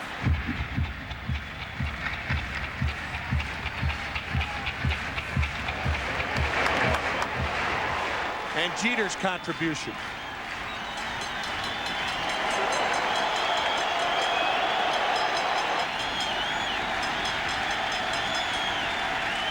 The 2-2. Full count with O'Neill on deck.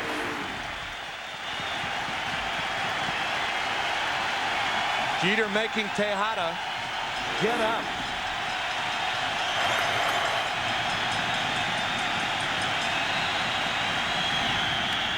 Base hit right field. That will bring up the tying run. Another left-handed batter. Still no lefties getting loose for the A's in their bullpen. Now they've got their closer Isringhausen up. And the Yankees are 1 swing away from tying this game. And here comes Rick Peterson, the pitching coach for Oakland.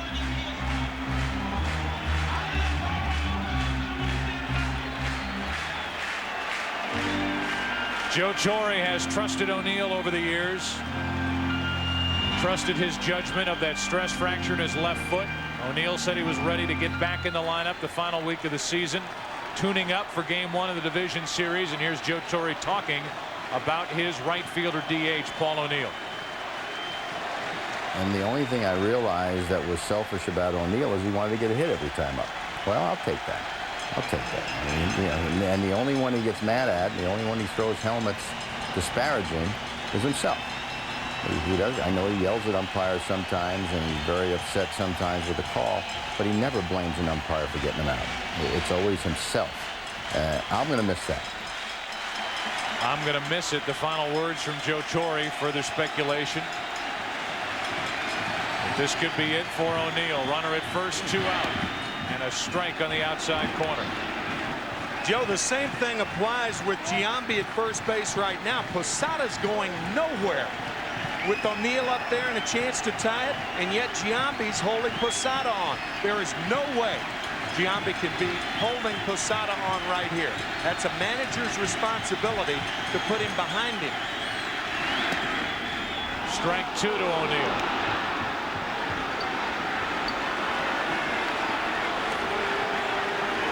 Joe Torre talking about Paul O'Neill getting upset, never blaming an umpire. Some of that's in his mind with a count 0-2, thinking those first 2 pitches were outside. Tying run at the plate for the Yankees. And why not if you're Messier? Extend it even more, 1-2. The Yankees wanted to get into the Oakland bullpen. They got into it last inning. The Yankees finally scoring against the bullpen with a 2-out, 2-run home run by Martinez, followed by a hit by Posada. Now O'Neill staying alive.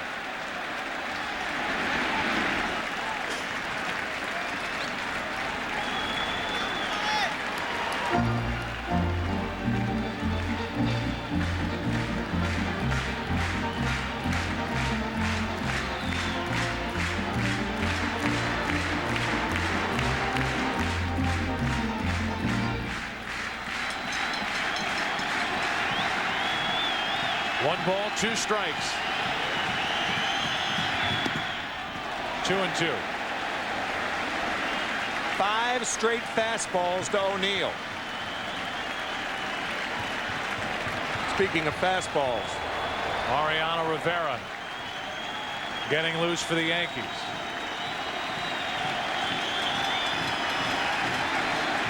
Isringhausen, the closer for the A's, is ready. But it's a battle between Messier and O'Neill. Little flare into left and Terrence Long to his right. The inning is over. But the Yankees climb back into it. Tino Martinez, 34 home runs during the regular season. Deep to right and after 8. 5-3 Oakland.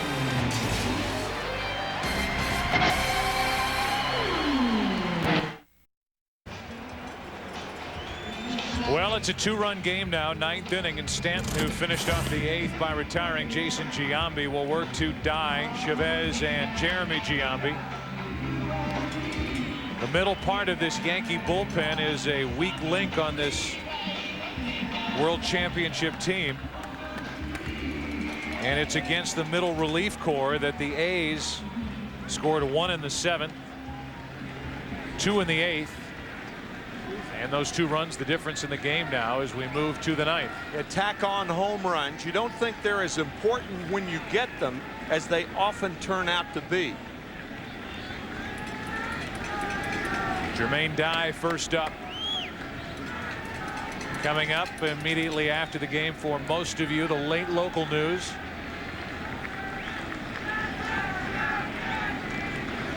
Tomorrow, more baseball on the Fox networks as Dye goes up there, first pitch swinging. Shallow right. Justice calls off Soriano, 1 out. Don't forget, tomorrow our exclusive postseason coverage continues. Chuck Finley and the Indians try to go up 2-0 over the Mariners after their 116-win season. The action begins at 4 Eastern on Fox Family. Then tomorrow night, right back here at Yankee Stadium, Andy Pettitte, Tim Hudson. Game 2 of this series coverage starts at 8 Eastern right here on Fox. Batter is Eric Chavez, who's 1 out of 4. 1 out in the 9th inning, and going after the second pitch of the inning. Bernie Williams, 2 out.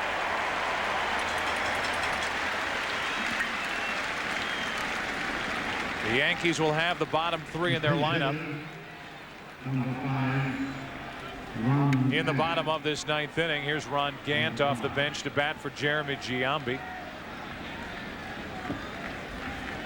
If the Yankees lose tonight, a lot of pressure on a guy who has been a pressure pitcher, Andy Pettitte.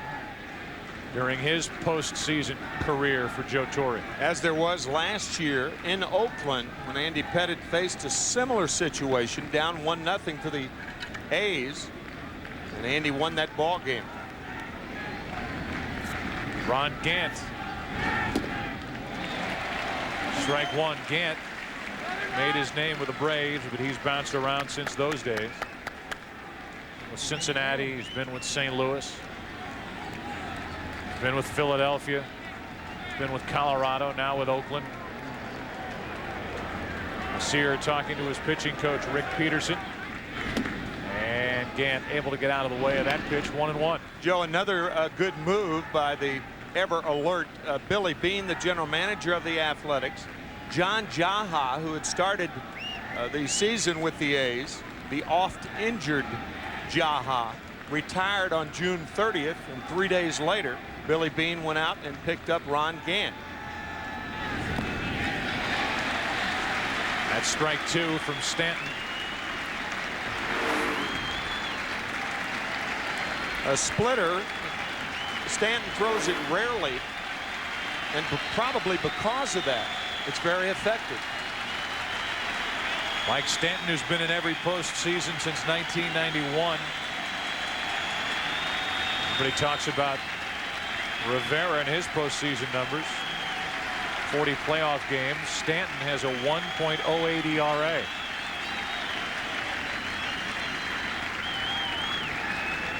See the grip as he starts with the split fingered grip. He has Gant set up at 1-2. And a flare, shallow center. Williams. The A's go in order for the first time tonight. Bottom of the ninth, game one, division series. A's lead by 2. Jason Isringhausen is the closer for Oakland. Isringhausen had a career high 34 saves, but also 9 blown saves. He finished the season strong. Last 13 appearances, 9 for 9 with a 0.64 ERA. But you know what? Tie all those numbers up, put them in a neat little package, and throw them away, because it's different. It's the postseason. It's Yankee Stadium, and it's game one of this division series. David Justice first up.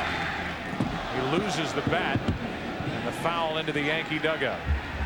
Go to MLB.com to bid on special autographed and game-used items currently up for auction to benefit the Disaster Relief Fund. MLB.com. Maybe you'll find something you've always wanted. Special autographed and game-used items currently up for auction, and that benefits the Disaster Relief Fund.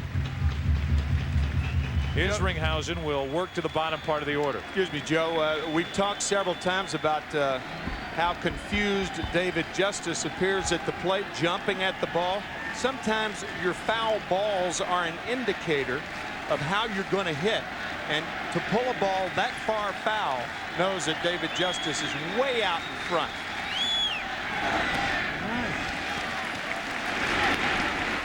1 ball, 1 strike. The Yankees need a base runner to have a chance. Bottom of the ninth.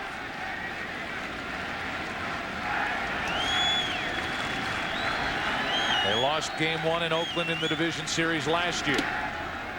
That's strike 2.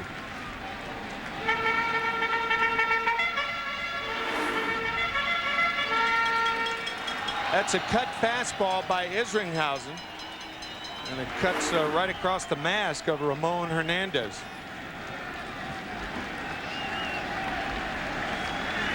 So Justice in the hole, 1 ball, 2 strikes.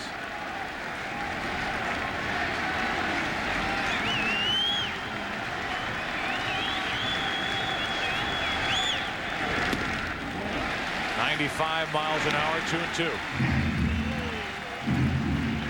For the Yankees tonight, Williams, O'Neill, Justice, Brocious, hitless.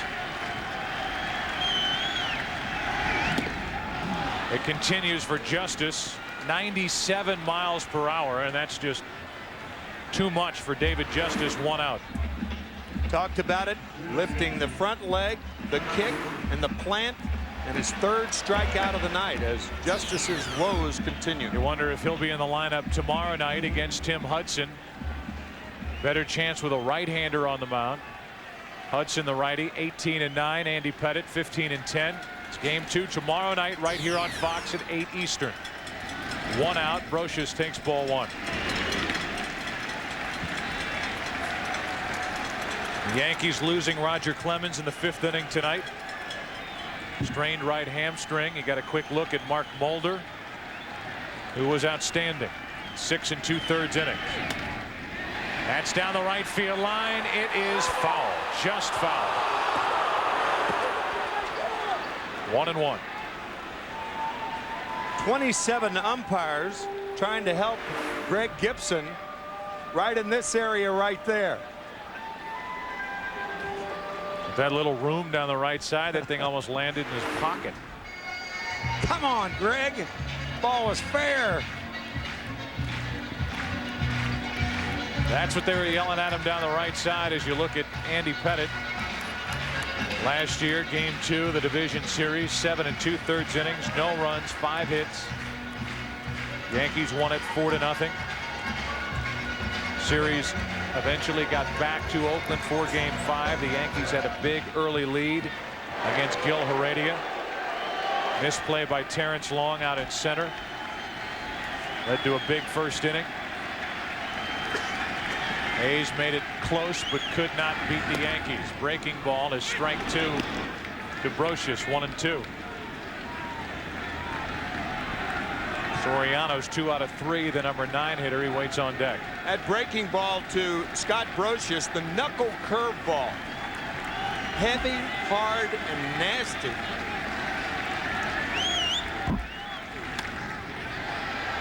Slicing to the right fielder. Jermaine Dye, 2 out. So with 2 out and nobody on, we'll tell you that the producer of tonight's game and the coordinating producer of Major League Baseball on Fox is Michael Weissman. The director of tonight's game is Bill Webb. The associate director Aaron Stoikov, and the broadcast associate is Eric Billigmeyer. Technical producer is Dave Hill. Steve Horn assisting us here in the booth as Soriano stands in with 2 out and nobody on.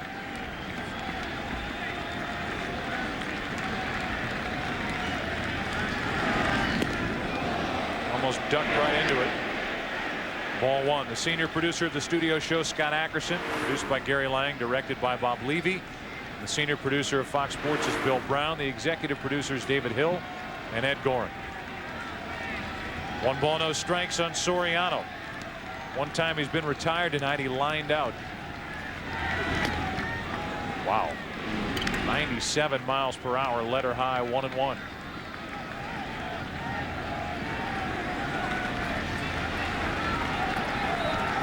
Since 1996, they've lost the first game of the playoff series 4 times and won all 4 series. They're faced with that tonight. The A's are 1 strike away from taking game 1. That playoff adrenaline can juice you up if you're a pitcher. I don't think I've ever seen Isringhausen throw quite this hard. That last stat we gave you, that may be true, but this is a different test this season against Oakland. This game's over. It belongs to the A's as they take game 1 here at Yankee Stadium 5-3. So they get at least 1 win here in New York. With game 2 tomorrow night, Tim Hudson and Andy Pettit right here on Fox. For more information on today's game and for the latest information on Major League Baseball, go to foxsports.com. For Tim McCarver, I'm Joe Buck. So long from New York.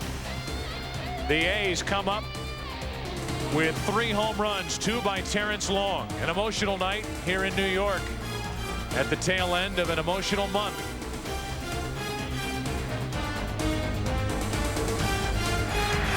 The 3-time defending world champion Yankees against the wild card winners, the Oakland A's. It was Mulder over Clemens, Oakland over New York. 5-3 in game 1. Jeannie Zelasco and Kevin Kennedy will be along in the Fox Television Center with some final thoughts after these words. Until tomorrow night, so long.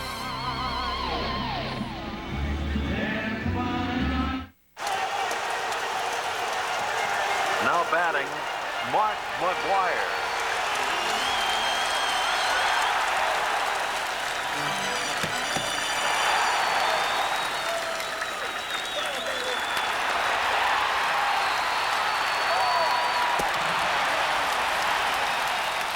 In-depth stats on where they hit them and everything else baseball straight from the source. MLB.com.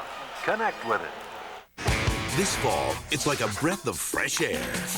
Because Fox is unleashing the most outrageous hour of comedy on TV. Abso-doodle. It all starts with a new season of Family Guy. That's some poker face you've got. Years of practice, boys. Then, I'm the man of La Mancha. take a peek at the show TV Guy calls the season's most hilarious new comedy. Get ready for the tick. Look, a secret message from my teeth. It's groundbreaking comedy coming this fall on Fox. This fall, John and Shannon will come face to face with their darkest fear. We're very, very nervous about going. Giving in. I don't know what's going to happen. Temptation 2, premiering Wednesday, November 7th at 9/8 Central on Fox. For 90 years, Chevrolet has helped keep America moving. And we're not about to stop now. Chevrolet is proud to offer interest-free financing on every new car and truck we build. Every new Chevrolet, interest-free. It's one way we can help keep America rolling forward. Chevrolet, we'll be there. E.T. phone home. I am so scared. I want the truth. You can't handle the truth. Wait for my signal, then unleash hell. Hello, Clarice. I see dead people. Really into movies? Then come to Best Buy for all your favorite movies and the coolest ways to watch them, or even make your own. Best Buy. Go ahead, turn on the fun.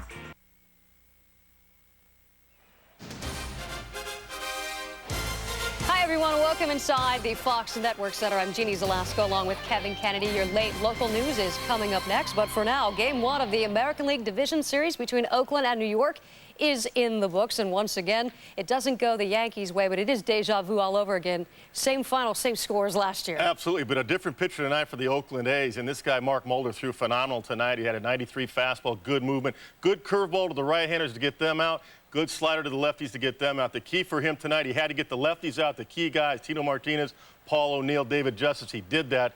They went 0 for 9 combined. They did not hit a ball out of the infield. Those guys have to hit because Barry Zito's coming up in a couple of days after Tim Hudson tomorrow night. So the Yankees suffer the loss. Maybe the bigger loss will be to Roger Clemens. He left in the 5th. How bad could this get? Jeannie, that's huge. It's his right hamstring. That's his drive leg. Roger Clemens is a power pitcher throwing 95 miles an hour. You saw him come out of the ball game in the middle there because it was tight. If there is a Game 5, and I expect this series to go 5 games, I don't know that Roger can start that game. That means Sterling Hitchcock probably will have to be Game 5 start. That's going to be huge, and maybe not the advantage for the Yankees this time. Well, and as we mentioned, the Yankees and the A's have been in this situation before. Andy Pettitte getting the start in Game 2, just like last year, coming in with a disadvantage versus Tim Hudson. Tomorrow, of course, the tourney continues, and it is all about the American League. First up, the Mariners look to get even with Cleveland on the Fox Family Channel. Then it's more for the Yankees and A's on the Fox Network. Another day of baseball behind us. To catch up, the Braves up 2-0 in that series. The Cardinals and Diamondbacks all tied up at 1 apiece. The road to the World Series goes through Fox Sports, your exclusive home for the postseason. Stay tuned once again for your late local news. For Kevin Kennedy, I'm Jeannie Zalasko. Good night.